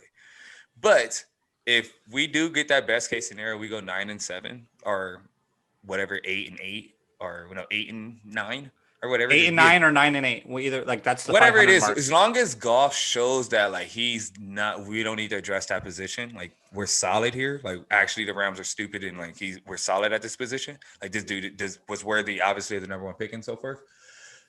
If the Rams flame out and Stafford actually doesn't live up to all the hype, we still have that first round pick, and that could end up being like a top 5 pick or top 10 pick. And it, shit gets really weird at that point too. It's like we interchanged and got a nice scenario. But these are all wishful thinking, and it never happens well for my fucking Lions. So let me cry off mic, man. Got through a lot today, boys. That was good. Really got through a lot.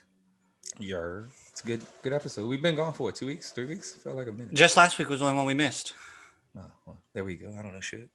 Man, but a lot of good stuff.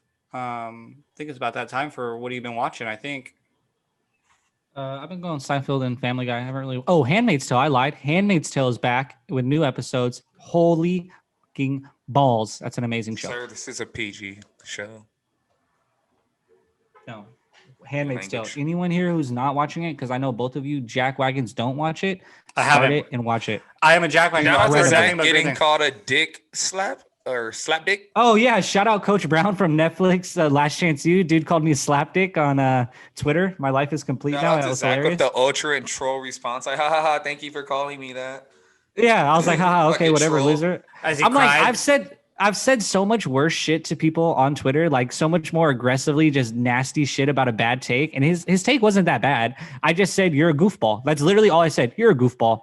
And like he's this fool ripped Slap into dick. me. No, hey, special ed. Hey, special ed, blank, blank, blank, you're a slap dick. And I was like, okay. He doesn't take kindly to goofball. Mike Soroka going surgery for his Achilles. When it rains, it pours. But anyways, yeah, so watched, that's what's been going on with me. I finished up Falcon and Winter Soldier. I actually really enjoyed it. Thought it was so cool. Marvel just fucking consistent, bro. Literally the most consistent production company I think I know of is Marvel. Like nothing but bangers. The action, like sure, if you don't like the storyline, got a little corny at the end when Anthony Mackie becomes Cap and whatnot. A little corny. I liked it, but it was a little corny. Regardless, the action and the fight scenes are like literally blockbuster movie quality. It's not like corny green screen. Like I'm like, this is insane how good this is. And I just want to once again, Kevin Feige, thank you once again for bringing comic books and bringing them to life and bringing that shit back. Because I mean, you have completely revitalized that industry, and I just thought it was so cool. And I can't wait for Loki next month now because I'm like probably another banger. Sick. I have not been watching shit. Unfortunately, I'm a loser. I've been watching. Unfortunately, I'm a loser. I've been watching Terrence Don't watch judge me, MLB The guys. Show. That's how Bro, I've been playing so much MLB The Show. Like I have a problem. Shout out Sony Studios for really nailing it with a baseball video game and a sports video game. Isn't it funny that arguably EA the most boring game is the best video game to watch is the best video game? Like, bro, how ironic. The most ironic. EA, 2K, take fucking notes. Because you got people playing that game that I know don't watch baseball. Bro, I told you guys that the game drops and it's like the whole first week. I open up my friends list and it's nothing but MLB The Show. And it's like me, you two, and like one other dude. I'm like, those are the guys I know that even care and watch baseball and like baseball. And everybody else are just gamers who are just like, wow, this is incredibly fun. And I was like, Sony, you are awesome. Way to nail it, Sony Studios. Oh, lastly, did you guys see, speaking of lastly on fantasy, Madison Baumgartner? Shout out to that man. He has revitalized himself. Yeah. He's I balling bet the fuck out over there. against him yesterday. Boy, did I see it. I watched that game. He's back. He looked good. He looked good yesterday. Back He looked again. He looked good. He did. He looked Giants, make it happen. Just saying. I ain't even a Giants fan, but make it happen. Just fucking figure it out. Get the man back. Make it happen. I don't get how Shut up. Terrence literally told me he was a Dodger fan when I first off, he told me he was a Mets fan, but he was really a closet Dodger fan because he watched so much Dodger baseball. love all sports. Then all of a sudden, Get the the Padres love. got good, and bro brought out a bunch of Padres gear from his Hey, garage no, I that I had was never dead-ass. seen in 15 I years. promise you guys, my was first like, I'm a five Padres baseball fan. games of my life have And been because Padres. the gear was so authentic, I accepted it. And Oh, no, this is now absolute. you are rooting for the third team within the division, and you are I'm not now rooting for rooting the for the Giants. Giants. I am not rooting just- for the Giants. Not I rooting for the just Giants. heard. But I- make it happen. What? So the cool ass storyline? Excuse me for enjoying. So then you're rooting for him. Because I like sports. Well, this is why I fucking don't gamble. This is literally why we talk about this. Like I All love. right. Well, don't tell storylines, I me love sports. you're not rooting for him when you're really rooting for him. I'm not rooting for him. That'd be cool. You telling me it wouldn't be cool for Baumgartner to go back? It would just be like fucking Pujols going back to the Cardinals would be cool. No, Yeah. no. Yes. No. Baumgartner back to the Giants? Absolutely not. I don't want to see that. That fool kills the Dodgers. well, Absolutely yeah, not. well, 'cause I'm just saying, like for Pujols as well, to be able to retire as a Cardinal would be sick. I told Zach I want him to go to the Cardinals. I think that would be super cool. He can't play on the Cardinals. Send him to La Russa and have him talk to the young kids and DH. tell him La Russa's a good guy. And DH DH. for the White Sox. That's what Pujols should do. I feel that, Zach. I do understand that. Put him as a DH, but guess. put him at But first either base a way, couple he's days a not going to week. be able to play, so I don't get why you just don't send him. He could DH over there. I mean, Jose Abreu plays first base. You think he's there? You think he's their everyday DH with Yerman and No, Jose? no, and but all he's that? gonna play a lot more there than he is in St. Louis. Maybe. If St. Louis had the space, I don't know what their roster is. If they had the space, it's Yeah. by all means I would do it. But that's all I have. Calling me a closet fan. You know what? My first fucking ball game. Hey, I told you I accepted it, but I did know you for 10 I years, see and you never Steve said Stanley walk off. So what? And you never said shit about the strong-ass Padres. finger. Well, I would tell you why. Like the reason why I do like the Padres more and more. One, I fucking am a huge Fernando Tatis fan. Like I followed the dude for years. But one of the reasons why is that like as the years grow on and my pops gets older, he's a diehard Padre fan. And it's like, Hey, I seen the talked to gear. him It a was lot. straight No, out like of he Qualcomm. is the one who is truly the diehard Padre fan. That's why I was going to it as a kid. Like Tony Gwynn was his favorite player. That's why I literally was going to these games as a child. So like as the years grow on, that's kind of how I am as a Lion fan. So that's reasons of why I am growing my love for the Padres. But yes, growing up as a kid, I love the Mets. I like the Dodgers. I'm from LA. But I love sports, so fuck all of you guys. And I'm sad that you assholes only get to like one team. Enjoy the game. I enjoy it all game. I literally have had Pirates and Reds on behind this screen the whole game. Don't tell me I don't enjoy the game. I'll watch this bullshit. This is bullshit versus bullshit. But I'm definitely not a Giants fan. I'm not rooting for them. Got a beautiful stadium though. My God, best in California. Oh yeah, we talked about that last night. Top 3 easy, like with But the views. I don't like the Giants. Their fans are ass. Like I lived in San Francisco. I can't stand their fucking fans. Like couldn't do it. I And want to those give one. colors are ugly. I want to give one shout out to Ugly-ass something that's orange been going jerseys. super viral as the high school basketball kind of ramps up and gets near the end of it. Shout out Hansel Emmanuel. He's been blowing up on Twitter. One Is it arm. the one-arm guy? He's the one arm guy yeah, we that's see a going special crazy. breed. That Special. shit's inspirational. That shit's awesome. So shout out Hansel Emmanuel. Absolutely Division 1. That kid is a baller. That's so But cool. with on that note, this is the Other Team podcast. As always, we got Jacob handy, Zach handy, your boy T, Scott 10, Scott the Sendata. You already know it's the Jacob other Buffer. team. Jacob Buffer, Big Z, and we are out of here. Mamba forever. Respect.